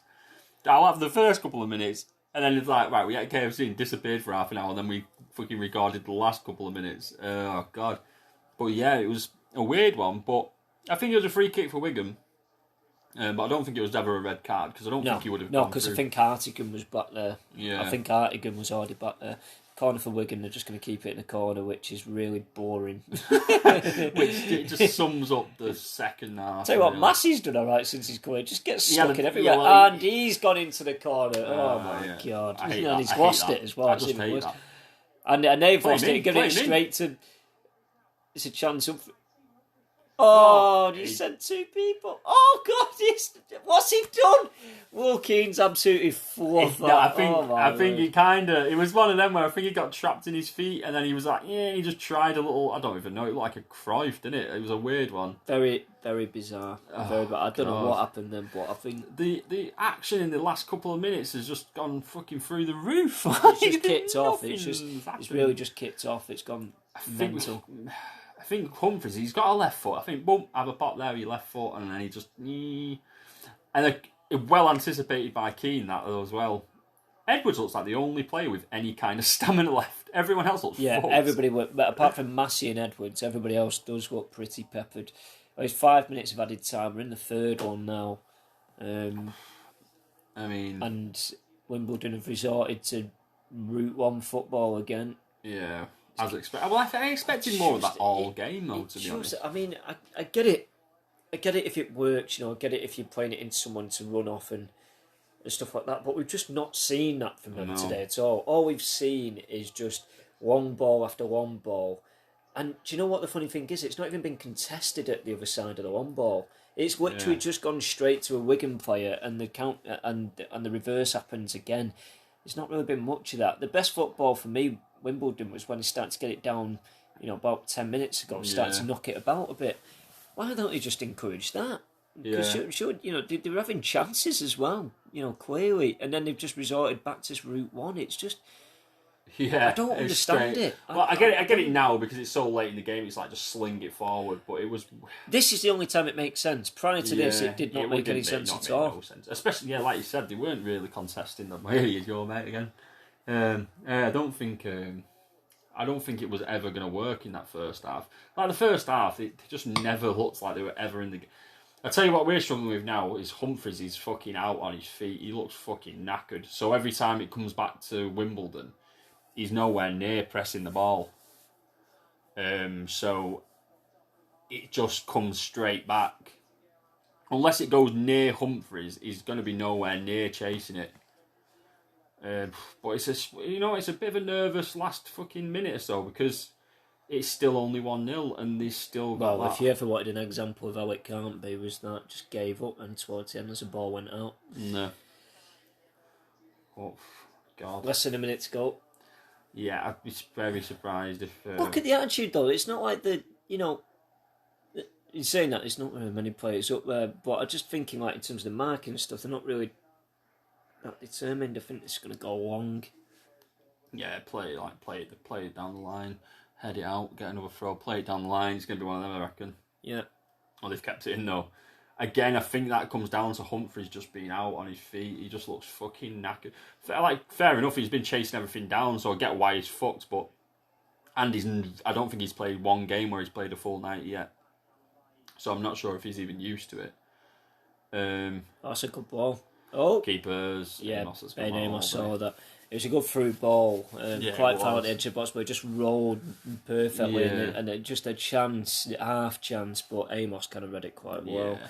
I thought think it the happened. referee might blow up now as well. I think that's probably it. Yeah.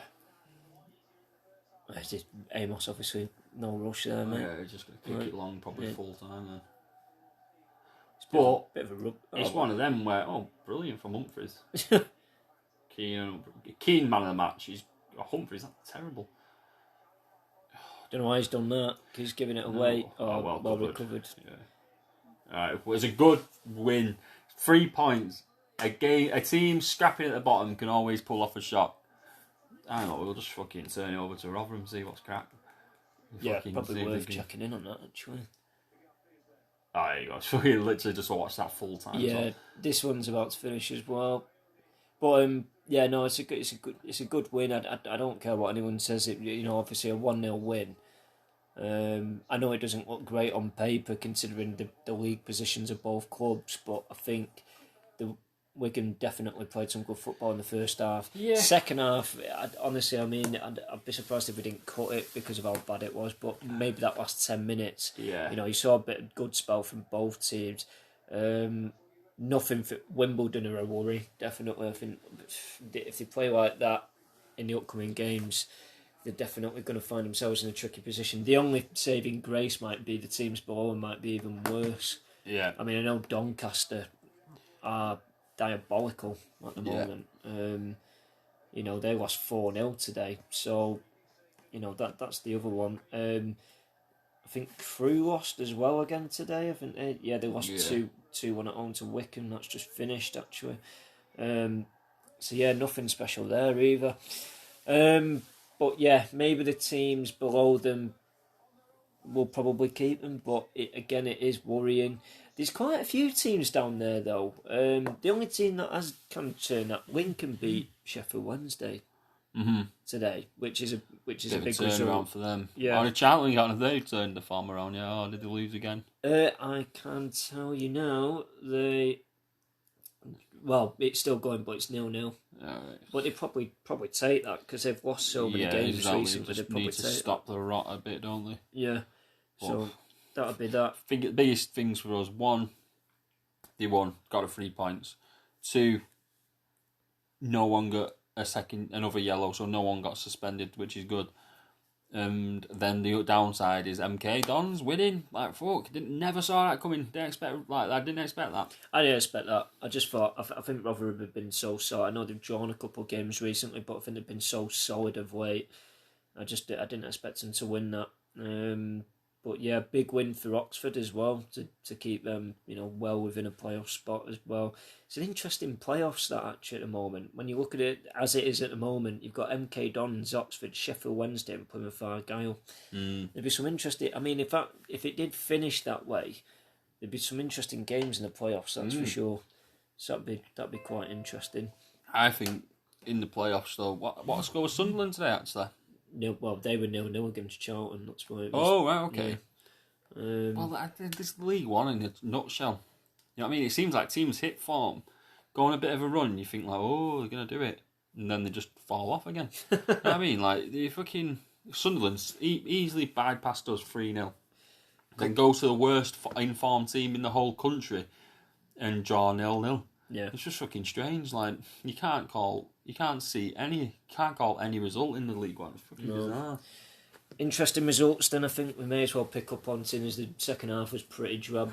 Blackpool won 1-0 in the 86th minute away at Stoke. That's nice. That's Bowler. Yeah, Bowler, yeah. That's pretty impressive. West Brom have won. I think that's probably their first win under Steve Bruce. Against his old club as well. Beat Hull 2-0. Derby won 2-0 as well. That's massive in the Championship, as far as the job's concerned. League 1 we've pretty much covered. League 2, Sutton United beating Rochdale 3-0. Rochdale not having a good season this season at all, to be honest. Carlisle turned it round against Oldham. They won 2-1 away at Oldham. Northampton 3-2 against Tranmere. That's a big one, I reckon. Yeah, definitely. Yeah, two of the bigger teams in League Two. And Hartlepool getting a 2-1 win away at Harrogate as well. When you could, both of them teams spent a lot of the time in the National League. Barnet 6, Dover 0. I'm sure somebody somewhere would have very much enjoyed that. And yeah, no, there's nothing else really standing out to me. Chesterfield Southend, again a National League game. That was obviously commonly a League Two game, but yeah, no, I think we'll probably. Hey, I'm looking through the Twitter and it says that Wigan played the last 3 minutes with 10 men. I don't remember that. I don't remember that either. So that is shocking podcasting. Oh Jesus Christ! When did he come off? What for? I don't remember him coming off. I don't. Yeah, shows how much attention we're paying.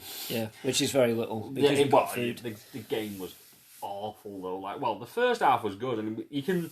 I feel like when we listen to this back, you'll go first half, and the fucking like we're just buzzing like right on top of it, like yeah, fucking well into it, and then the second half, you just like because it just sums up the fucking game.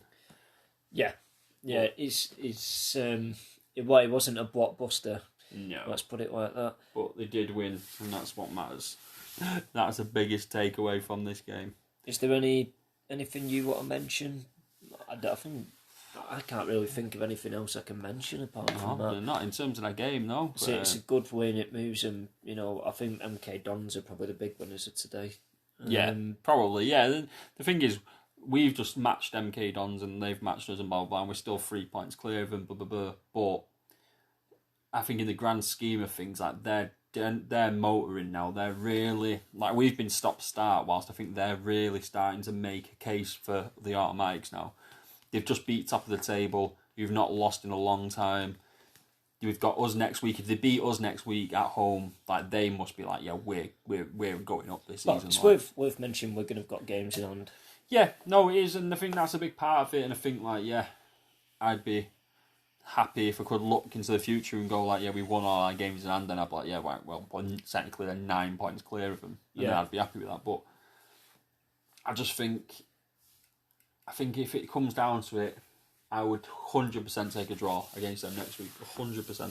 Yeah, be interesting to see. Right, do you want to call it a wrap? Yeah, it's the end of the hour again anyway. Apparently you only get an hour, so... Yeah, well, we'll see how that changes. It won't be an hour, the podcast won't be an hour, because it'll be fucking second half. The second half will be about 5 minutes long. I can see 30 minutes, definitely, just from how baseball it was.